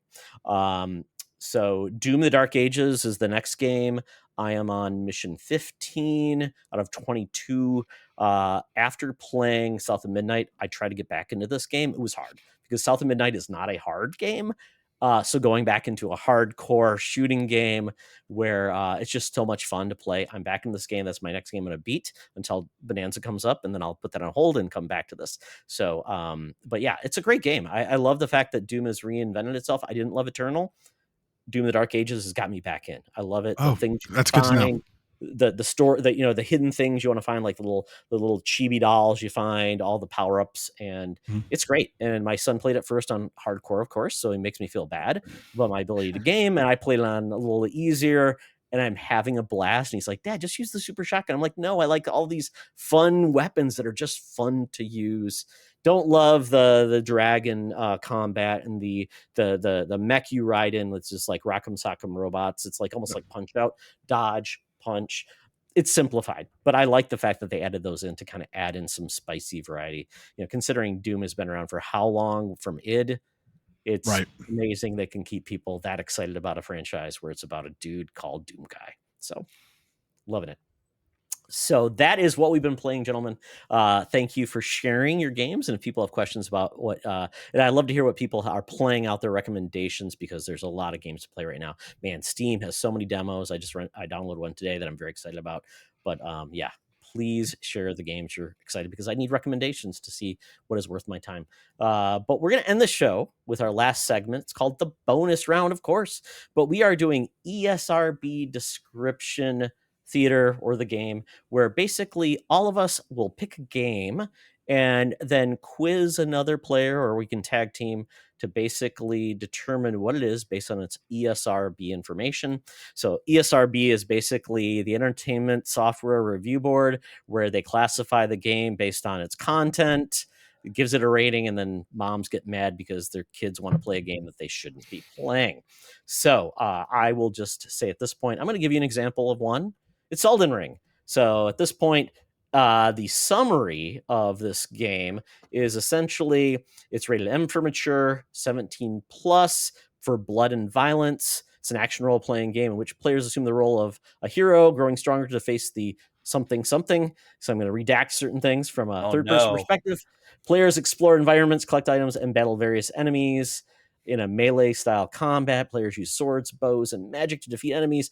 Battles are highlighted by cries of pain, impact sounds, and large blood spatter effects. A handful of scenes depict hanging bodies in the background. Cutscenes depict further instances of violence and blood. A character throats being slit. A character hitting someone off screen repeatedly with large blood splatter effects. So based on that, I don't know how anyone would assume this is Elden Ring Night Rain. I mean, so that's the fun of this, right? Yeah, I guess. I mean, I could see it a little bit with like the exploring a large open world and like tales of suffering, because that's typically how Elden Ring sessions go. Sounds like a FromSoft game. I probably would have just said regular Elden Ring or maybe Dark Souls instead of like specifically Elden Ring Night Rain. But yeah, I mean, I could kind of see it. And then I say that now knowing the answer. We're going to get into it, be like, players shoot each other with guns. And I'm like, oh, God. So I'm going to leave this up to the group. Should we tag team it where Brian, if you have your game, then Matt and I will tag team on that. And along with that, how many, I guess, yes, no questions can we ask to allow us to get closer to an answer? Is 5 enough? I don't want to make it painful. I could make 10. I just want to make sure that let's keep it at 5. Yeah, 5 sounds like a good number. 10 sounds like a bit much. And we're gonna tag team. So wait, am I supposed to find one now? Yes, so Oh, everybody okay. will pick a game really quick. Just go to the website. You can go to search. You can just put a game title in for any platform. It goes back right now when I look at it. It goes back to Xbox One, PC, and other. So that's as far back as it goes, which is just weird. Surprising you can't go back further. Or you can, I can search, but I guess those games are no longer in print. So the ESRB doesn't care. So we'll each pick our game, and then we'll tag team with each other to figure out who wins. Oh man, I chose one. I think it might be a little too obscure, so I'm gonna go back and choose something And else the here. two guessers can, kind of align on the questions they want to go with. So we'll go very quickly. I can start, and you and Brian and Matt can guess if that makes sense. Go for it. Okay. I just got to look it up really quick. If it returns it. Here we go. So I'm going to read the description, and you gentlemen have 5 questions to get it right. So this game is rated E10 plus for everyone, with alcohol reference, cartoon violence, comic mischief, and language.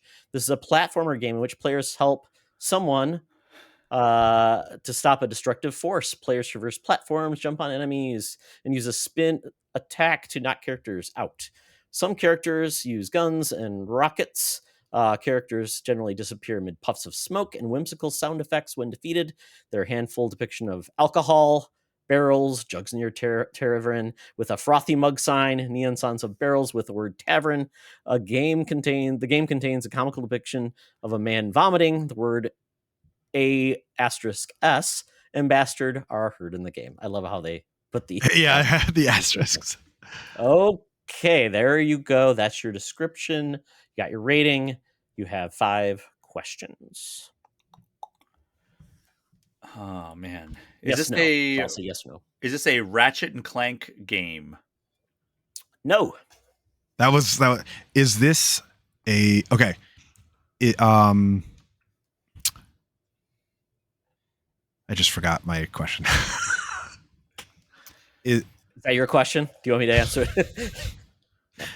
Is this a Psychonauts game? No. You have 3. Huh. Did this game come out in the last 10 years? Yes. One more question, then your guess. We get 2 more questions, right? We've done 3. Was that 4? That was 3. That was 3. Okay. Oh, okay. Sorry. You get 2 more. Trying to cheat us. Keeping you on your toes. Came out in the last 10 years. Is it? I don't want this to be part of my question, but I like. We'll ask each other. I forgot what the rating was. E10 plus. E10 plus. Okay. Which is everyone 10 plus. 10 and no plus. E10. That's a weird rating. I thought it was like I didn't know a specific age. Yeah, it usually has to do with like maybe like the story beats or just like how difficult something might be. I can't remember the last E10.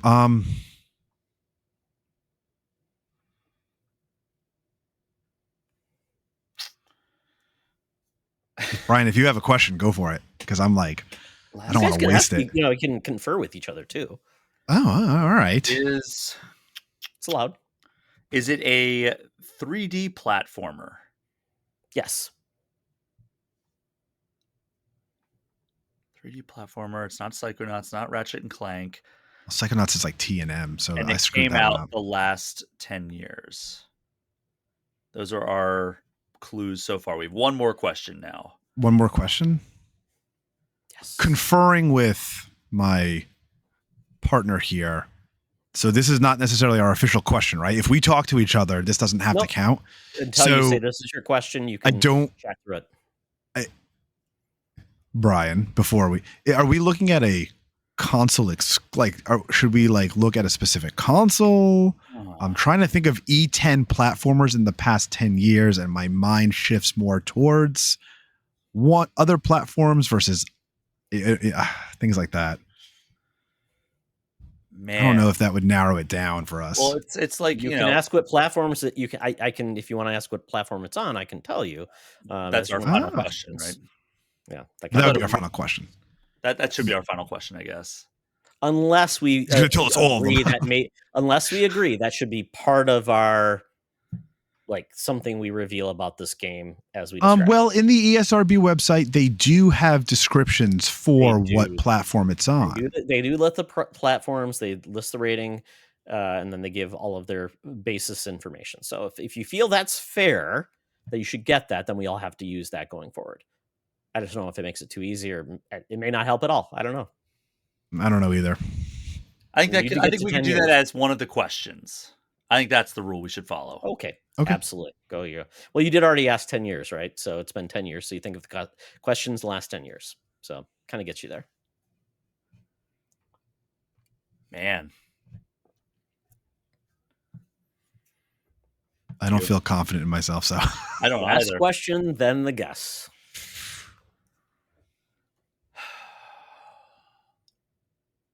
Do you want me to ask a question, or go for it? If you got it, I'm like looking back here at like a collection to see what E10 games I have. Is it on 2 or fewer platforms?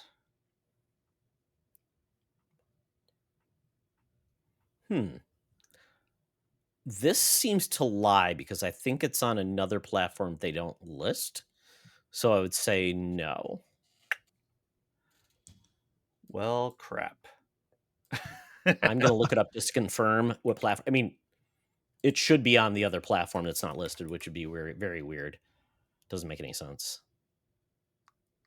They disappear into puffs of smoke. Do you want me to read any of it back? Am I allowed to Google 3D platformers? No, it is on more than. It is more than 2. It's on more than 2. If you need me to repeat any of the statement or the description at all, I can do that. All right, go for it while we think. Since we're out of questions now. So. It's rated E10 for 10 plus for everyone. Alcohol reference, cartoon violence, comic mischief, and language. Players help the main character travel through time to stop a destructive force. Players traverse platforms, jumps on enemies. Maybe I missed this. The enemy types are pirates, robots, and dinosaurs. Use a spin kick attack to knock characters out. Some characters, lizard pirates, use cartoony guns, rockets, and or dynamite against each other. Characters generally disappear amid puffs of smoke and whimsical sound effects. When Banjo-Kazooie. There are a handful. Is that your official answer? No. Okay. Or question. There are a handful of depictions of alcohol, barrels, jugs near a tavern with a frothy mug sign, neon signs, barrels with the word tavern. The game contains a comical depiction of a man vomiting. The words A**S and bastard are heard in the game. The time travel element has me hung up because I can't think of anything that fits that. And the spin kick, and then the pirates, robots, and dinosaurs. Okay, might have to do the Jeopardy. Yeah, I'm at a loss. If it's not Ratchet and Clank or Psychonauts. I feel like something's on the tip of my tongue, and if we run out of time and you do give the answer and it was what was on the tip of my tongue, I promise I'm not lying that I knew the answer. Just giving you the heads up. I get it wrong. I knew the right answer. That's the good one. Okay, I'm going to count down in 10. You guys will make your final answer ready to go. 10, 9, 8, 7, 6, 5, 4, 3, 2, 1. Give me your guess. A Hat in Time. Oh, shit. Is that your answer? That's my answer. I don't know about you, Matt. You have to agree. Yes. Then that's my answer, too. The answer is Crash Bandicoot 4. It's about time. It even has it is on all the platformers. Yeah. And it's funny. It did not list Xbox One, even though it's Activision Blizzard. So it's very weird that they now own the company. It wasn't listed here, but maybe when it wasn't submitted, I believe it came out on all platforms at the same time. See, I'm going to be honest. I said Banjo-Kazooie, but I meant to say... Very good. Very good try. Very good try. Okay. Well, that is the first one. Good effort there. I think we've aligned on all the rules since I'm really making this dusty game come to life. So at this point, who would like to go next for making other people guess? I can go, but you guys have to choose a number here because I have 3 options up, and you'll only have yourselves to blame based on what you pick. Oh crap! All are relatively mainstream titles, so it's nothing like crazy obscure. 1, 2, or 3. Okay. Matt, on 3 will say the number, and whoever's got the higher number wins. Whoever's got the higher number. So Well, if we both say 3, then it's 3. Yeah, there we go. 1, 2, 3. 2. Okay, you win. Okay. Very scientific. I'm going to have to redact several things from here because it would immediately give it away. But this game is rated M for mature by the ESRB with blood and gore, intense violence, language, and partial nudity. This is an action game in which players assume the role of blank on a quest for vengeance against blank. Players traverse open-world environments, interact with characters, complete quests, and infiltrate enemy strongholds. Players use blank, poison darts, swords, and bows to battle enemies in melee-style combat.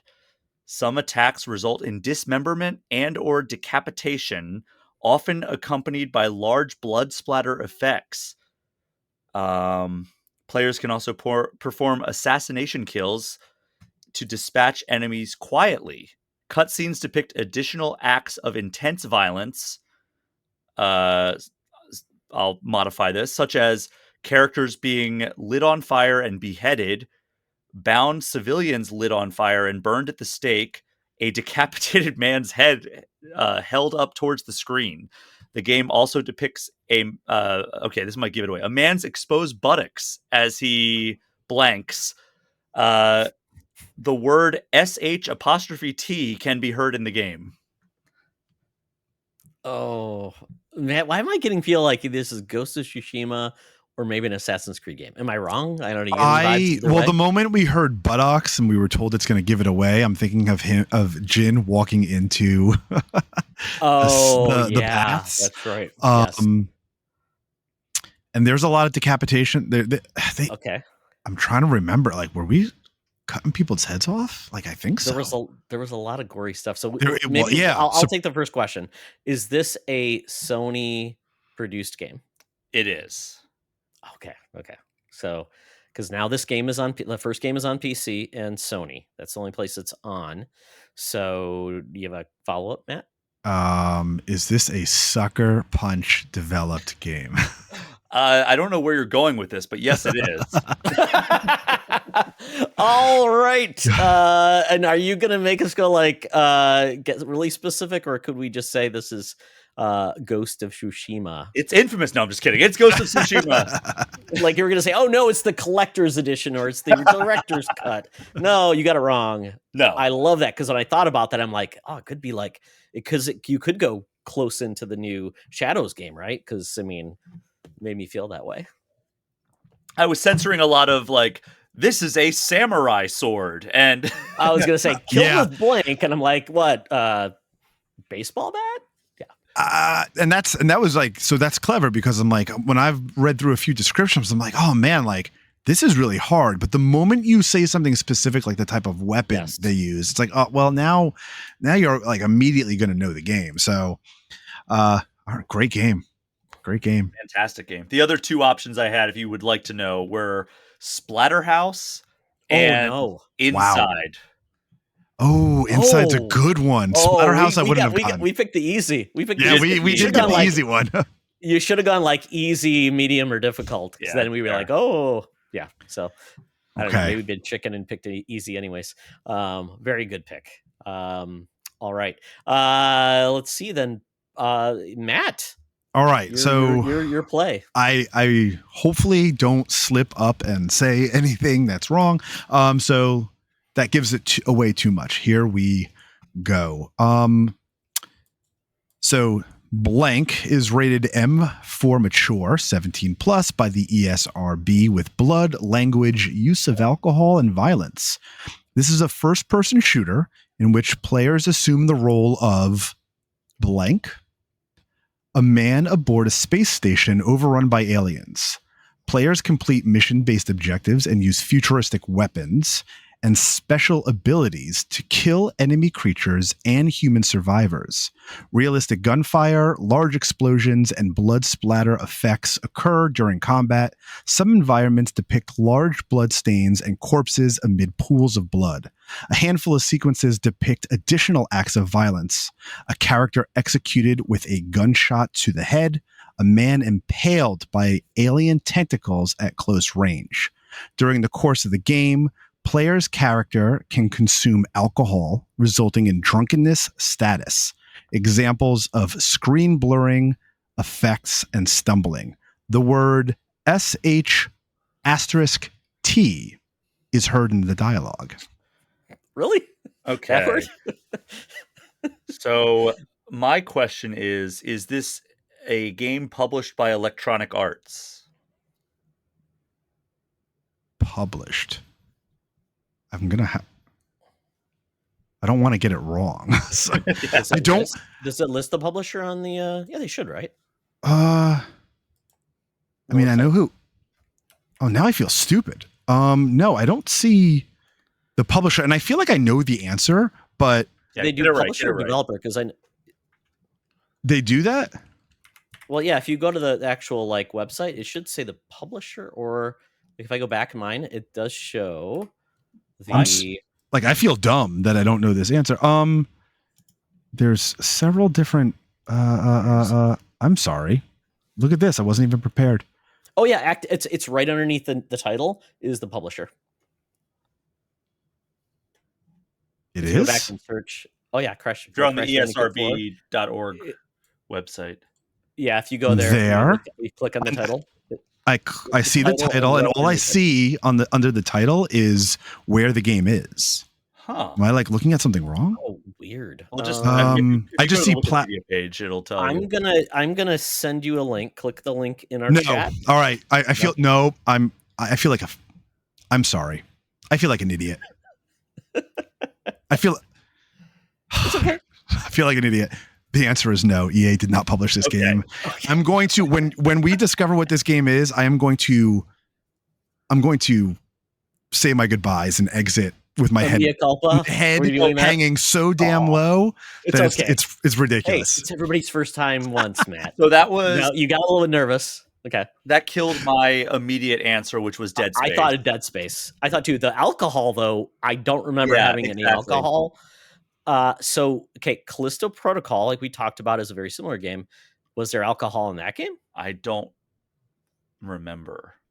I didn't. I bounced off it pretty quickly, so I didn't either. It was a game like I remember they saying they had like more like was it Punch Out combat? It was like more like movement versus like. I know. I played like an hour, and I'm like, this dodging is so like there is no man on the face of the planet that can pull this off.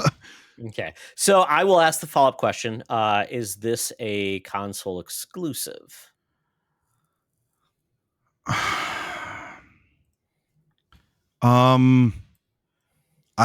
another one I have to look up. So it should be the platforms, right? So under platforms, then no, it is not a console exclusive. It did come to multiple platforms. I don't know if when it was released, it was exclusive. I have to look that up. No, it was not a console exclusive. Space Tentacles. Oh, okay. Brian, I'm going to confer with you. Alien. Is there been an Alien game? I mean, Colonial Marines, maybe. What about the other one that was like that Alien Isolation game? There was wasn't there like a cooperative or like team squad based Alien game recently? Fire Team, I think. Yeah, I think so. Was there alcohol? That was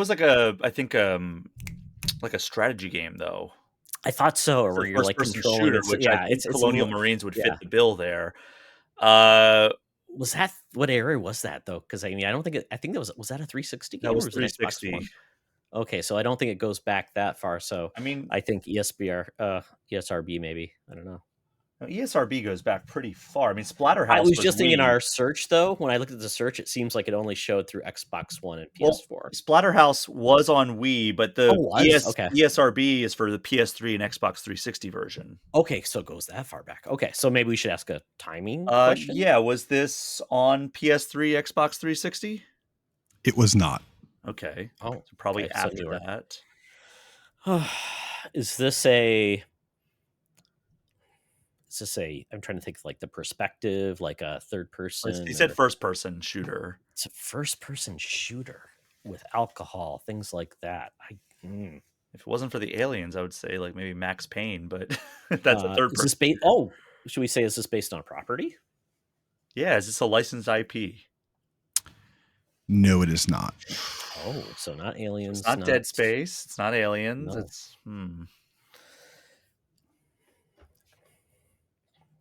Okay. I'm gonna ask a game. Is there only one game in the series? Wow, you guys are lucky because I forgot how many questions you asked. I think that was 4. I think this is 4. This is 4. Is this the only game in the series? Yes. Yes. I don't know that.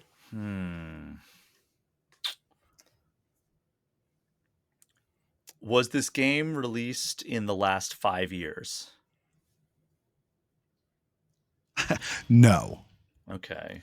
Do you mind if I pause for a second? I just have to check on one thing. And I'm not looking it up on another He's going to look at the answers. Give me 1 second. I'll be back. My dog is going crazy again. Okay, Brian. Are we any closer? I feel like not so much. Yeah, all of my assumptions and early guesses have been debunked through our yes or no questions. Do you want me to reread the description like you did, Todd? Or are you pretty I don't know if that would help me, honestly. I feel like, the tentacle piece, the first person, the alcohol, there wasn't like extreme violence. They said that the one swear word, splatters of blood, not console exclusive. I mean, I feel like I'm not that much closer to where we need to be. It's very generic, unfortunately. So I will say, just in doing some research, it was not there. I don't know if this is going to help. There was not a console exclusive. However, there was a console exclusive demo available on PlayStation 4 and Xbox One. PlayStation 4. I don't think that helps, but no, demo is very odd that it would be that way. But okay, Brian. I mean, any other space-centric first-person shooters? And it's a one-off. Think of any? It's a one-off. It's not a franchise. That makes it even trickier for me. No. I hope I got your answers correct because I'm going to feel like a jackass if I didn't. I think I did. Well, we won't be a horrible person to you, Matt, if you're wrong. Oh, we'll say that now and then we'll see how it goes. So, Brian, since you're the guest, want to take a guess? I'll back you up. That's just because you didn't have a guess. I know, like, hey, I'm being a gentleman. Yeah. I mean, the guesses that I have, they might as well be Madden, like that might as well be my answer because I have nothing on this. Like all of my answers. I mean, could it be Call of Duty Infinite Warfare? What's that? That's the space and alcohol. Sure. That's the space-based Call of Duty. I don't know. I don't remember aliens, but that your final guess? No, because it doesn't have aliens. I don't think it has Conor McGregor, but it doesn't have aliens. Oh, I remember Conor McGregor. I'd rather be trapped in a space station with aliens than Conor McGregor at this point. Oh my god, yeah, I'd rather be trapped into the aliens than Conor McGregor. Dead Space Infiltration. Wait. Prey. No. Yes. Is that the answer? This is a first-person. This is a first-person shooter in which players assume the role of Morgan Yu, a man or woman, aboard a space station overrun by aliens. Players complete mission-based objectives and use futuristic weapons like the disruptor pistols, laser cannons, and special abilities like kinetic blast and psycho shock. I feel like those things would have given it away. Wow, what a minimalist description of that game. And There was another Prey game, but but like that original one that was like, but this is like a Not with the Native remake, American lead, right? And the weird portals. Different, but this was like different. I don't. It is I different. need to play Prey now because I However, assumed it was more on Earth, and you were like, I guess I need to play. Well, that then game. I don't want to give anything away because that opening hour sequence is. But going back to why I'm going to walk out with my tail between my legs, I'm talking about playing Dishonored 2. I'm talking about how Fallout is some of my favorite. And you asked me who published the game, and I had to look it up. And when I saw Bethesda, I wanted to slam my head into the Dishonored team, right? Why Isn't did it I? Arcane? It's the Dishonored. Yes, it's a Dishonored team, Yeah. Arcane. And I'm like, why did I blank on that? So it's okay. We play for fun. I will take that that trophy though. Brian, that was it. That is the last pass with like 1.2 seconds on the clock in the corner. The Hail Mary. And we win the game. No thanks to me at all, but thanks to you, Brian. That was amazing. Well, I hope you guys enjoyed the game. It'll get better next time because we'll have actually a little more refined rules to this, but I thought this would be a good way to end the show. That was fun. Keep it lighter in the world of gaming where it's, there's a lot of bad news. I just wanted to have a little bit of fun with the three of you today. So thank you so much for playing along. And with that, we are done with the show. I appreciate everybody for joining us in our transition to the new era of co-op mode. I hope you had a good time. We're going to do more fun things to make the world of gaming better and brighter for all of us. So with that, I want to first thank Brian Shea. So excited for the future of Game Informer. So if people want to check out Game Informer, what you're up to, I know you're also a great cook. You're always showing the things and making me jealous. I'm like, I want to make that. I want to eat that. So tell people how they can follow you and the awesome people at Game Informer. Yeah, you can follow me on Blue Sky and Instagram at Brian P. Shea. That's SHEA. And then GameInformer.com, GameInformer.com/subscribe if you want to get either the digital or the print edition. And then I have the All Things Nintendo podcast, which is Patreon supported, just like this show. So you can check that out wherever you get your podcasts. The video version is on YouTube and Spotify. Audio is on every other platform. So, Brian, one last question. I believe you were running a deal on Game Informer for a while to get it at a cheaper cost. Is that over or is it still available? Let me look that up because I know that has fluctuated a little bit. It is currently $59 for the print and digital version, down from $70 a year. Ooh. Or if you just want the digital version, it's normally $45 a year. It is now $39 a year, but I don't know when that is going to run until. And print is only US only, unfortunately, but digital is available worldwide. And remember, folks, there's no Power Up Game Rewards with that subscription. There's no disc. There's no demo disc inside there. Hey, we are giving away a poster in the next issue. We're bringing back the old school pack-ins. Like there's a poster from Dungeons and Dragons. Oh, I'm glad I said something. And your covers are amazing. And eventually, maybe if you do like end year end, like actually like having the art as available as like a collection would be an amazing thing to do as well. Because your covers are amazing. So thank you so much, Brian. Appreciate it. And it was amazing. I just reached out to you just say, hey, I'm a big fan. And you were kind enough to say, hey, absolutely. So I appreciate it. Thank you so much. Thanks for having me. Yeah, absolutely. I'm excited to see what happens next with Game Informer. I hope we have to do some awesome local stuff in the Twin Cities area because it's a great community. So can't wait to see where it goes. Matt, thank you for coming back on again, man. I appreciate it. It's great to have someone to be by your side in a way of talking about games. So appreciate it so much. You're welcome back as often as you want to be. So where can people follow you and watch you do some fun gaming? Well, thank you for having me, Todd. It's always a pleasure. I enjoyed this very much. MKen10 on YouTube and Twitch. And then, like you guys, Blue Sky. I'm on Threads, and I'm still hitting those mean Twitter streets. But like I've said in the past, I have worked so goddamn hard on creating like an actual like nice thread that I don't see a lot of the mean.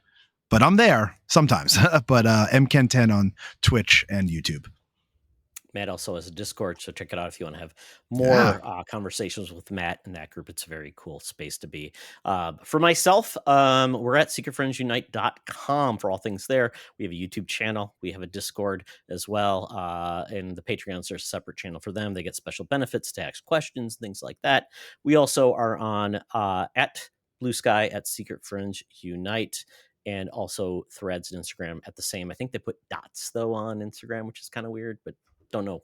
It's just look it up. You'll find us there. And for myself, I'm at Toxtra on the Instagram and those things from the MetaQuest era. And I'm also at Todd Oxtra on the Blue Sky. So thank you so much for joining us on this journey of gaming. We want to keep it positive, have fun, and, you know, have some good times with good friends along the way. So remember, folks, it's always better to game together.